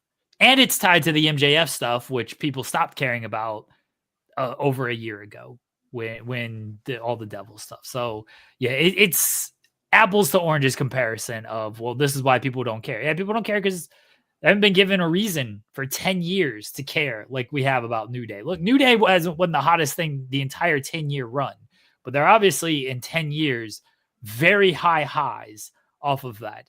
In the entire run of Undisputed Kingdom, the high was we were champions on the third brand of a WWE show that was losing to AEW every week. No, I would say the high for them is the Survivor Series 2019 build and that show where they were kind of the cornerstones of NXT during that whole invasion angle to Raw and SmackDown. But okay, the main issue here is that we've literally seen the entire history. If you've been watching WWE for 10 years, you've watched the entire history of the New Day in that company, in WWE. The entire history of the Undisputed Era happened in another company.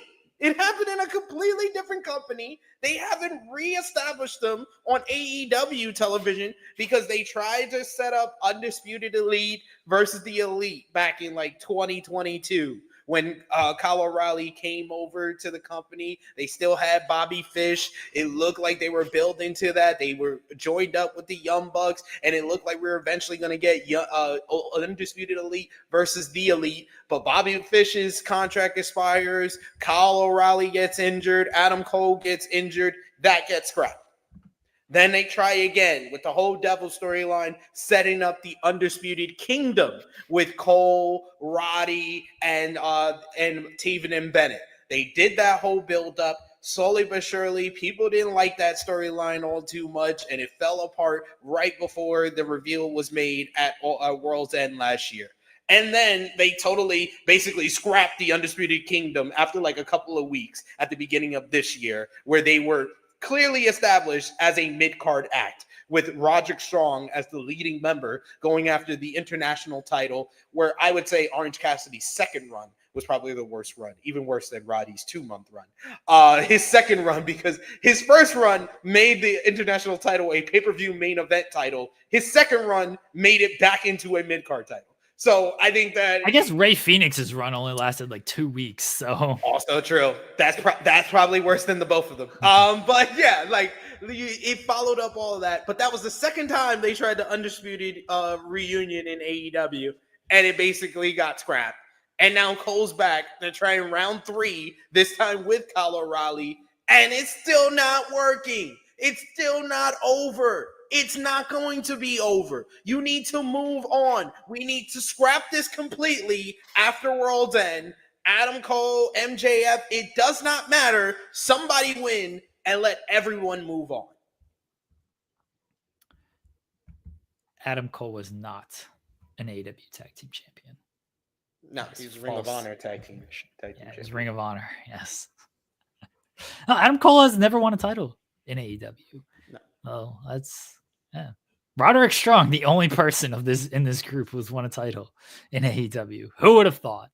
Who would have thought Roddy Strong would be the only guy? He's definitely had the best run out of everybody that was in Undisputed Era who's come to AEW. Yeah, he hasn't been hit with the injuries like everybody else. Yes, that's been one thing. Like Roddy Strong's great. He's fantastic. Yeah. But I don't think anybody really pegged him as that guy, but he's not been hurt. So that's helped him out in that. It'll hopefully end at World's End. How it ends, don't know. Maybe the Devil will return. I still think the Devil being Wardlow and Wardlow just beating up both guys and then actually do something with Wardlow. But if they don't want to do anything with Wardlow, I understand that bloom might be off of that rose. Yeah, unfortunately for him. I don't know what you do with Wardlow at this point. I'll keep him at home, apparently. I know he's been hurt. He's been hurt. Yeah, hopefully he gets healthy, but I just don't know. I just don't know what you do. Joel has Dynamite news and notes. All right, we've talked about Dynamite. MLW One Shot Shatter. Did you watch MLW One Shot? No, I was doing the Fightful ROH Pro show. That's what I was doing. You can't do two things at once. No, I don't like to deprive our great viewers of the Fightful content with me being distracted with watching something else.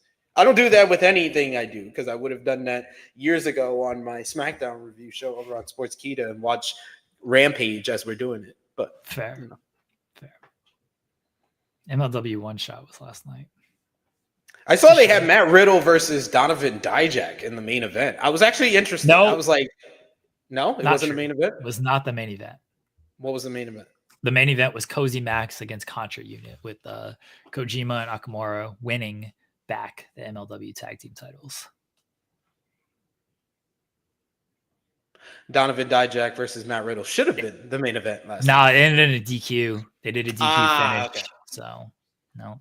I guess technically the main event was Eric Bischoff having a document in his hand that said MLW, and he's like, everything's in order.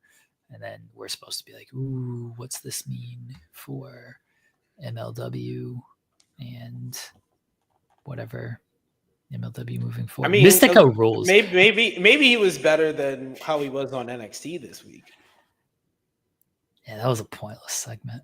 So it was like, why are you even here? Like, oh, I was kind of like taken aback. I was like, they couldn't book the Miz for this. Yeah, he was there because the Miz, he's got Final Testament, those guys to worry about. But he was there because he was filming stuff for A&E, and so they were just like, sure, let's use Eric Bischoff here. Like, I don't know, Eric Bischoff coming in there and being like, NXT is the hot brand. This is the revolution. I'm just like, man, you've been out of wrestling for like 3 decades now. You had like one cool idea. You screwed that up. You never really paid off anything that you really put your teeth into. And then you got so desperate at every single turn that you just looked weaker and weaker. I don't know if I wanted that dude coming in here and being like, this is the hot brand. Yeah. You're not really. He's not the badge of honor that I think that they think he is. Yeah, I actually think I did contact MLW about going to that show last night. I didn't get a response, so I did not go. I just reviewed Ring of Honor. Did my job and had a good time with Kate. So I did not go, but doesn't sound like I missed much. It was like MLW does like fine shows. Yeah, they're relatively short, which I appreciate. But like there's nothing like too bad on them. Their stories are like fine, but there's it almost has a TNA problem in that TNA, like, again, they do fine shows, their stories are fine, but you look at the guys they're kind of building around, and it's like, I don't know, Satoshi Kojima, bless him. I don't know if that doesn't scream. To be fair, he's been like the elder statesman, legend champion, who I think from the moment go when he beats Alex Kane, I think everybody was like, okay, that's nice. He's here to set up who's going to be the next champion. He's had this title for like a year now. I know. That's the crazy part. That's what I was getting into. But now he's had the title for a year. So this is probably the longest transitional champion I've ever seen, because I was so confused on what's the parameters of the Battle Riot. Because I feel like Matt Riddle won this Battle Riot like 8 months ago. Oh, yeah. And now he's finally going to get the title shot next year? Yeah, he's getting it. What is this, the G1 in Wrestle Kingdom? And then, like, if you're going with Riddle, it's like, again, none of this. Again, TNA kind of has the same issues. Like, Nick Nemeth is fine. Nick Nemeth's obviously a very good wrestler. Nick Nemeth and AJ Francis, it's like, okay. I think AJ's. I love AJ Francis. And honestly, I had booked AJ Francis to get a shot at the TNA World title. So this is but I expected the champion to be Joe Hendry, because I feel like not enough people, and we need to talk about, like, if you're gonna put a vote towards Joe Hendry for like breakout star at the end of the year or anything like that, the real contributor of the rocket that got strapped to Joe Hendry is his rivalry with AJ Francis. So I just would have thought it made sense that when you finally get him to the moon where he needs to be and crown him the champion, you elevate AJ Francis by having him, he's been in interviews for over this year saying that he's the reason why Joe Hendry is a big star. He gets the shot at Joe Hendry once he becomes champion. But to do it against Nick Nemeth, I'm just like, really? We're out of choices, I guess, at this point? Like, I don't understand how we got here, and why didn't we do enough to build AJ Francis if this was the plan? Yeah, he's just been doing like tag team matches. Yeah. Stuff. Yeah, like that's the thing with TNA is they do fine stuff, but we talk about stuff not feeling big.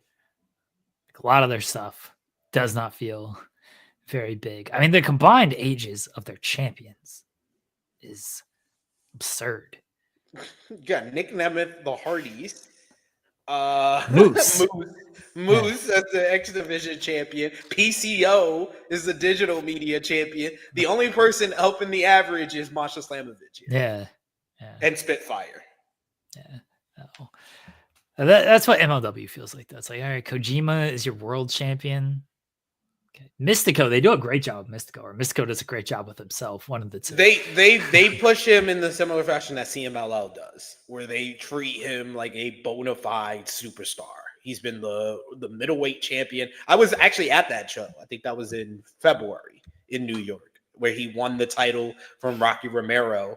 And I thought they've done an excellent job at really kind of keeping him at a reasonable, level, because they've done a great job with the middleweight championship in general, from Myron Reed being the champion back during the pandemic to now. They kind of established that as the second biggest title in MLW. So I like the fact that Mystical has it, and it elevates that title further. And especially, I think they had him and Trevor Lee at that one shot show. Yep. So that's another person who has some name value, where you're keeping like the middleweight championship at a certain level. So I like that. Yeah, they tried to do a mat where his mask was on the line. Mystico was like, this doesn't work. This is dumb. He's like, I ain't doing that. I just tore it up with Hechicero and CMLL. I ain't losing it to Trevor Lee. Mystico rules. I like that was MLW One Shot. That was trying to like use Eric Bischoff in 2024, nearly 2025. It's like, what? Why? What is happening here? I heard he fired Alex Kane. Yeah, he fired Alex Kane. They did like spoilers. They're like, oh, we're gonna give away the result for the show. It's like, oh, look at Eric, haha, look what he's doing. Let's call back again. Let's call back to. This is how you know, like ECW, like the impact of ECW is still so good, to where like you can do these nostalgia shows and people are going crazy for it. Because here's the thing is, when these companies ended up getting bought by WWE, what happened? They put out great tributes for ECW. They did a documentary of like ECW. It was so revolutionary. It was so cool. WCW, yeah, we were at war with them, and then they started to really suck, and then we beat them. And that was the thing with these documentaries. WWE, the winner, the history is written by the winners. Yeah. The history people have learned about WCW and Eric Bischoff for 30 years now is this guy sucks. This guy tanked a wrestling company. That's what we've learned about him. And then for 10 years, you've been hearing about how he tanked TNA. Yeah. And then when it comes to ECW, all we've heard is Paul Heyman was his mind was so great. Yeah, he bounced some checks, but like that wasn't his fault, It's okay that he bounced his checks. It was just they weren't making money. It wasn't because of what their product. It was just bad circumstances against them. Like those were what those documentaries were saying. And then of course Paul Heyman was still on WWE TV, and he was always linked to top guys. Brock, Punk, Roman, like he's just always been linked to these top guys. Bischoff was on TV and he was a general manager and getting embarrassed, or maybe doing some stuff, but he was never like presented as like, oh, this guy is a top guy who we need to pay attention to. This guy is involved in a way that he is some creative genius. And that's it. Well, the only guy he was really connected to during his WWE run was Cena. And then the other guy, the closest wrestler that he was probably even more connected to, was Eugene. Yeah. So now when you're trying to bring back Eric Bischoff and tout him as like, oh, Eric Bischoff was so great. I don't know, man. You told me for 30 years that this dude tanked an entire company and let the inmates run wild when he was there. Now he's great. I don't know. I thought Eric Bischoff, I think, doesn't get enough credit. That he was a good on-screen character, but I agree that kind of like the reputation and the image that they've put out there for WCW and Eric Bischoff has affected how he is viewed. And also Eric Bischoff, has affected how he is viewed, because he sounds, when he does podcasts, when he does interviews like the Ariel Awani one, he sounds like a very bitter, disgruntled person who just has to throw in a little snide remark about certain people that he feels wronged by, but he will never admit that he feels wronged by them. He'd rather just insult them. I mean, they kind of try to do this with the Monday Night Wars Vice documentary where that was like oh my God.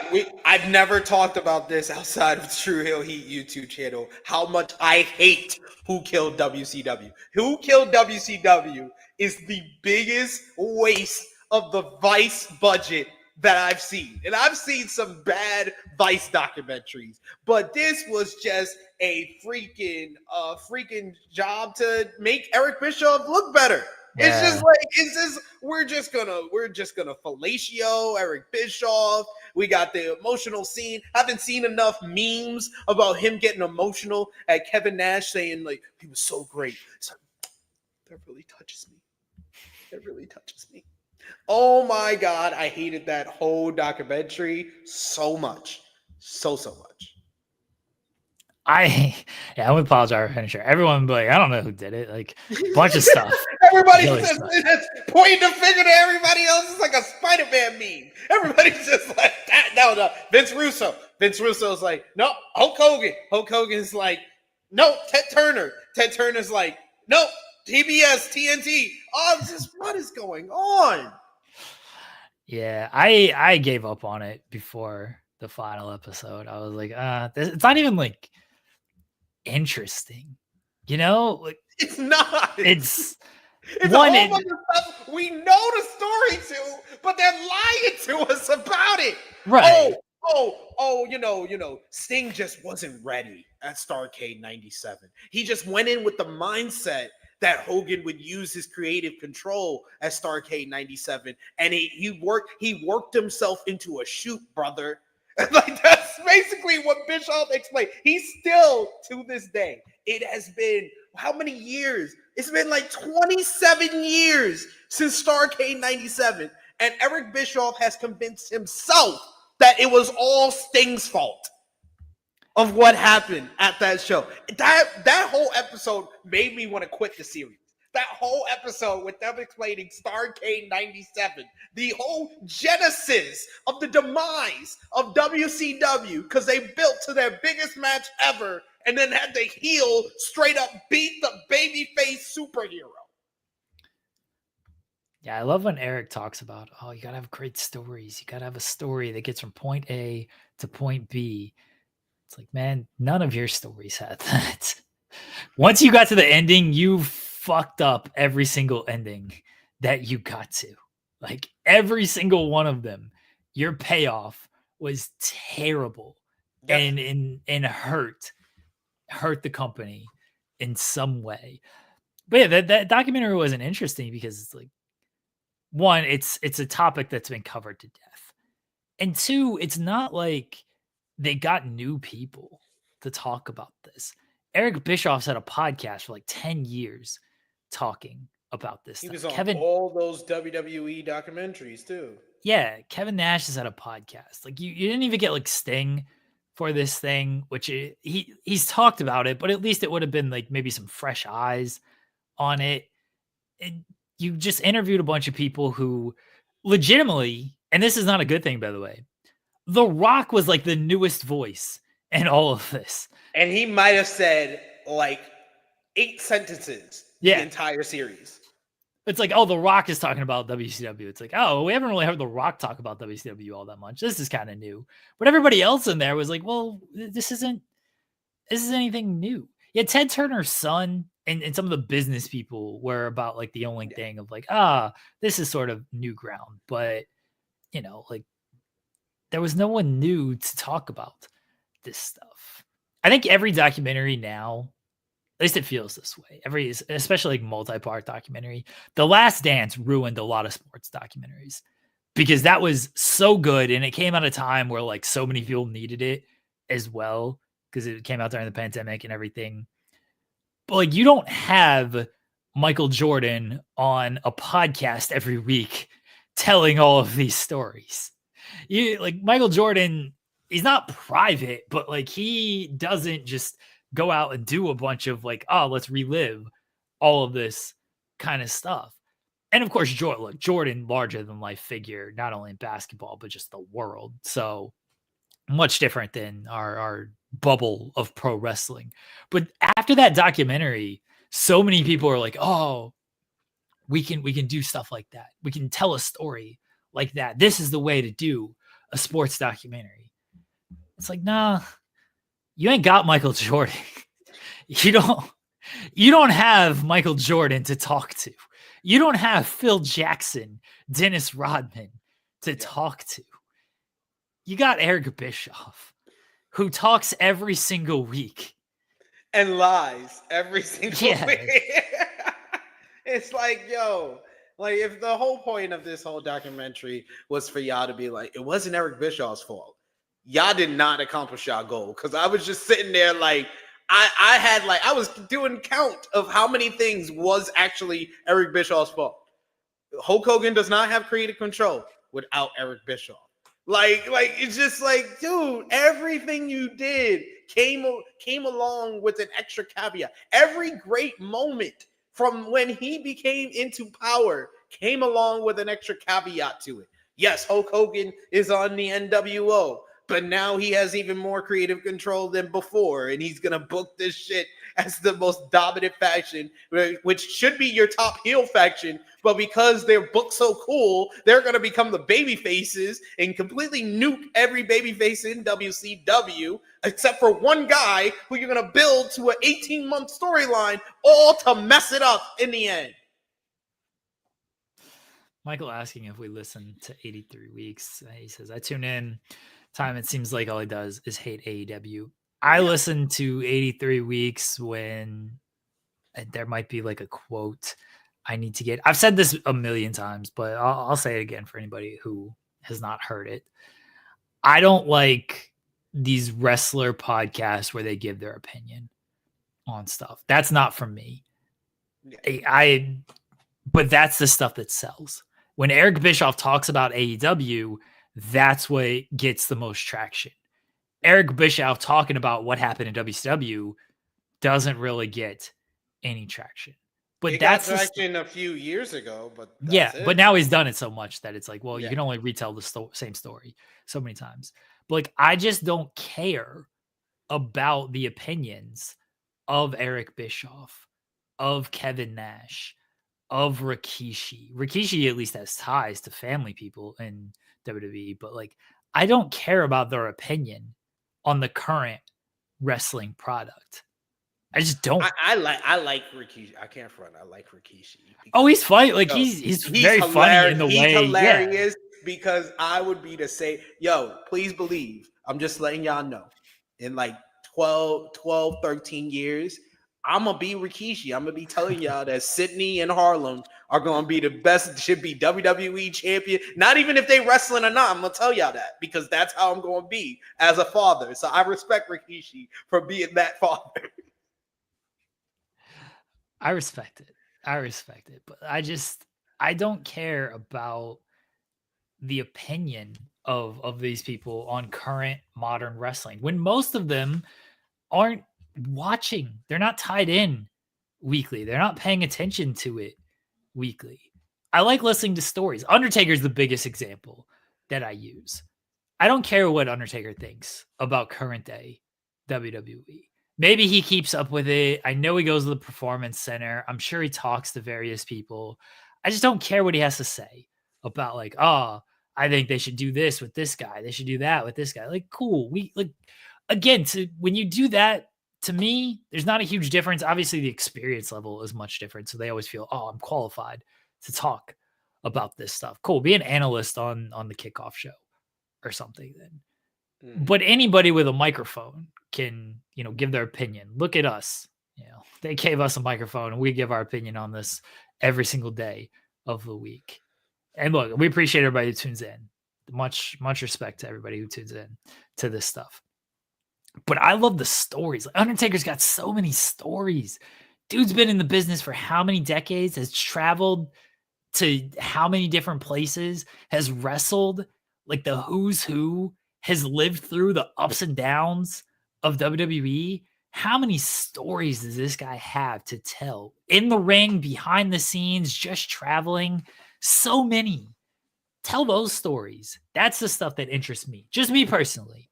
If you like listening to these people's opinion on it, more power to you. Like sometimes I agree with what they're saying, and then another time I'm like, I'm just like, I don't really agree, but I don't put too much stock and energy into it. I also realize I listen to it with a different ear of so much of it is news. And I know the stuff like, oh, if Undertaker says this guy should get a push, that's going to get more traction than Undertaker telling this behind the scenes story of how, Bret Hart bought pizza for everybody one night. Like, yeah, I know what is really going to care about this, but like, that's the stuff that interests me. I like listening to the stories that these guys have to tell because no one else has these stories. Everybody's got an opinion. No one else has these stories. And that's mainly the reason why I enjoy doing a podcast with Dutch Mantel, because I just love picking his brain for different stories or remembering a certain time he worked in WWE and what was his reaction backstage to it. But I also know with these wrestlers and them telling the stories, and especially with someone like The Undertaker, they've been hit across the head quite a few times with a steel chair. So I cannot take all their stories at full value. And that's why I also enjoy doing a podcast with Dutch Mantel, because he straight up tells me that all the time. He's like, I'm gonna tell you a story, but I might get some of the details wrong. I've been hit a couple to the head, I had a couple of concussions. So I know for a fact when I hear Undertaker telling the story, I was like, you got that wrong. You got that detail wrong. You got this wrong. I enjoy someone like a Jeff Jarrett, where I don't think about all the times he gets hits across the head when he tells certain stories, because I feel like he's very insightful with a couple of the things that he says, where he can tell you a story, give his opinion on it, and then also talk about current wrestling with a more kind of nuanced conversation than a lot of the wrestlers nowadays. But that's the person that I use as kind of the example of the person that I like to hear their stories. But I can also listen to them talk about current wrestling, like Jeff Jarrett. This was very good. The Undertaker Hornswoggle podcast. Like, again, the story. Hornswoggle's got a million stories. He rules. Yeah, he does. SmackDown is tonight. We have the continuation of the women's U.S. title tournament and literally nothing else announced. What is it? It's Tiffany, Naomi, and who? Hold on. I'll double check. I knew three of them. And I should know it because they've literally used 12 out of 13 women who are on the SmackDown roster. And Elektra Lopez. I was like, I was like, I can remember this because there's not a lot of women left that haven't already wrestled in this tournament. There's only one first round match left. And I was like, there's only one woman left. It's not Nia Jax, Elektra Lopez. Yeah, Elektra Lopez. So that's the match tonight. I think Naomi wins, maybe. I'm going with Tiffany. Tiffany? Okay. I got Tiffany winning. I got Tiffany winning in the semifinals, and I got a finals of Tiffany versus Chelsea Green at Saturday night's main event. Okay. All right. Heel and heel. To turn Chelsea babyface. She gets good reactions. Like, that's fair. So, yeah. All right. That's all that's announced for SmackDown, everybody. We don't have anything else to talk about. Maybe people will be there. Maybe people won't. I don't know. I assume Cody's on the show. Maybe Roman shows up. We shall see. But that's the only official announcement for WWE SmackDown. That's sad. Well, they'll announce some stuff. We'll get some maybe. They'll announce a bunch of stuff. Maybe we'll get a Bloodline segment. What do you think they're doing with the Bloodline next? I've predicted a Roman Reigns versus Solo Sikoa as Saturday night's main event for the Ula Fala. I don't know. They've already put a lot on Saturday night's main event. They got 3 matches, right? 4 matches. Yeah, they've got 2 world title matches. Men's world title, like both of the men's world titles on the line. Liv and Io is on that show. What else is And on there? the women's US. Yeah, the US women's. title. Yeah, they already got 4 matches for this thing. Like it's a 2-hour show. You got to throw in one more. Roman and Solo open the show. 4 million people watching on NBC. Maybe at some point they're gonna have to do that match. Yeah. I don't like. Is that Netflix debut? I could see that because that's going to be a big show as well. Yeah, So. Yeah, that might be Netflix debut. So Saturday night's main event is next Saturday for anyone who's wondering. And we also got NXT Deadline tomorrow. Oh yeah. Who you got in the Men's Iron Survivor Challenge? Obafemi. I do also I talked about this with Corey Brennan, but I do also see that Obafemi is probably going to be the one who replaces Eddie Thorpe. And if it's Obafemi, he's winning the Men's Iron Survivor. If it's not Obafemi, I think Wesley wins the Iron Survivor Challenge. Women's Iron Survivor? Stephanie Vaquer. That's actually my prediction as well. If not Stephanie, I think Zarya. I think Zarya gets the win because I think out of all 3 of the big 3 signings for NXT, she's the one that probably needs the biggest push. Fair. Oh, somebody's saying watch be Penta who's replacing. Like that'd be great. Well, apparently they teased Penta on TNA Impact last night, or people think they did with the 23 tease for Sami Callihan and PCO. People think that's Penta? Yeah, because it's teasing someone returning or debuting for the January 23rd live episode. Oh, I thought it was Michael Jordan. I would think so too. Or LeBron James. Well, he's kind of busy. Yeah, that's true. He has the regular season. Damn it. Nah, I mean they'll be eliminated by the playoffs by that point. Hey, sir, you don't have to talk all aggressive like that. You don't have to. Maybe he goes to TNA to try to find a new coach. He's like, I hear about this guy that a lot of people believe in here. We need someone to believe in right now.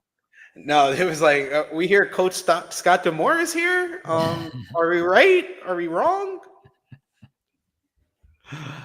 Anything else from NXT Deadline? I don't think Ridge is winning the title. So why is that? Why doesn't Shawn Michaels like Trick Williams? That's my question.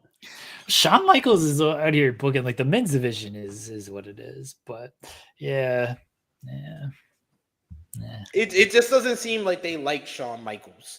I mean, Shawn Michaels doesn't like Trick Williams all too much because he puts him in what was it, like a 5-month feud with Ethan Page, who Ethan Page is very talented and was a good pickup for NXT, but he showed zero chemistry with Trick Williams, and he kept him in a feud with him for 5 months.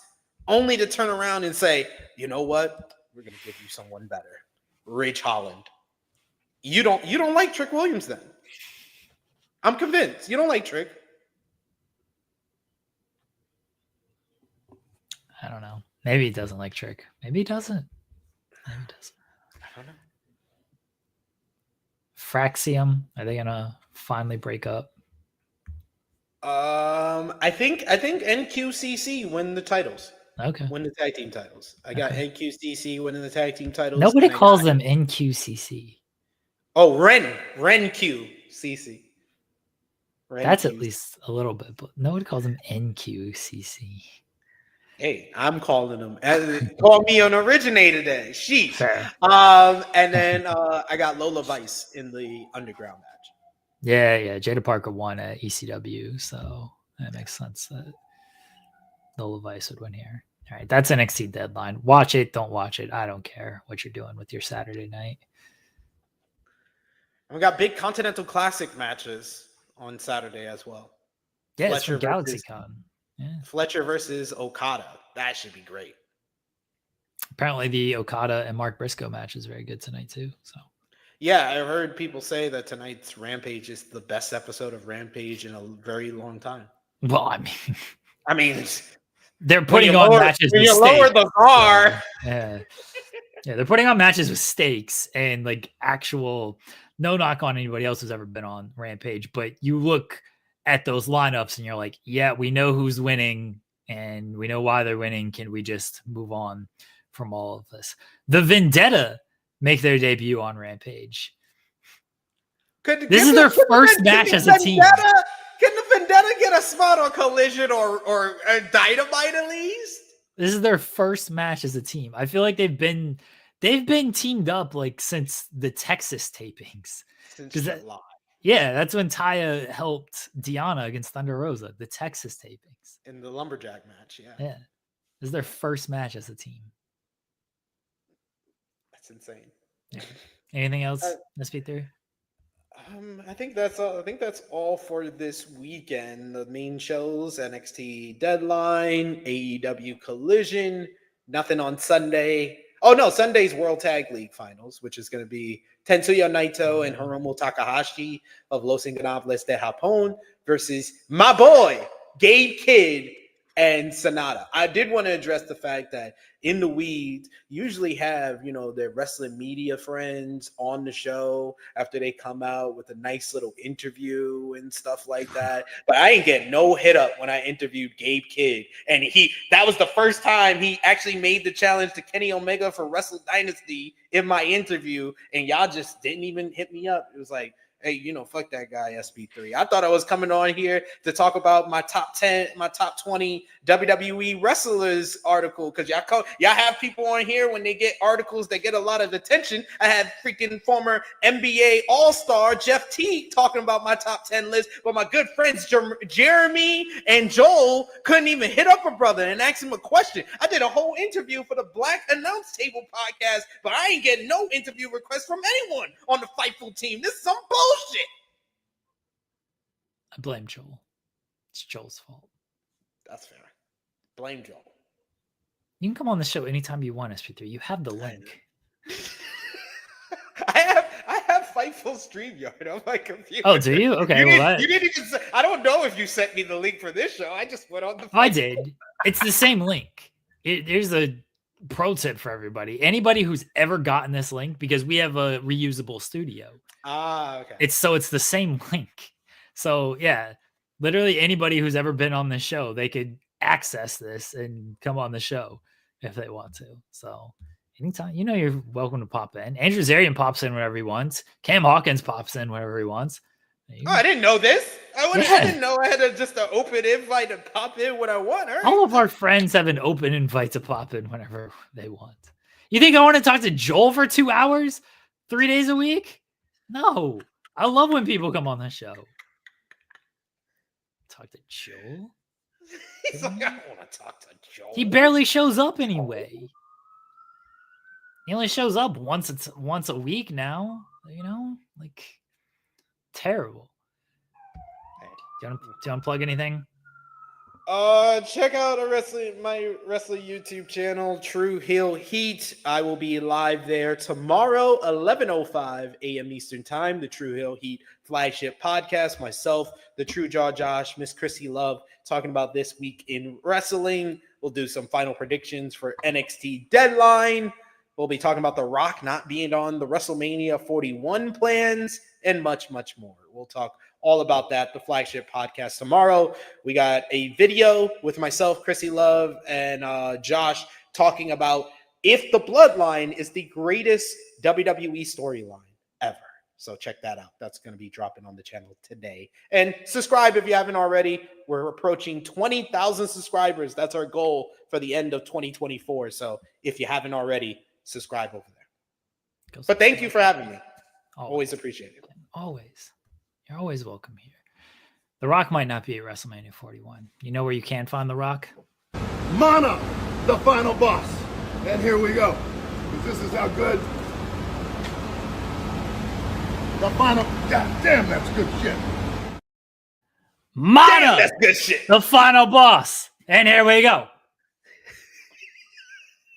Does this sound good? God damn, that's good shit. Everyone, enjoy your Friday. Get the mana.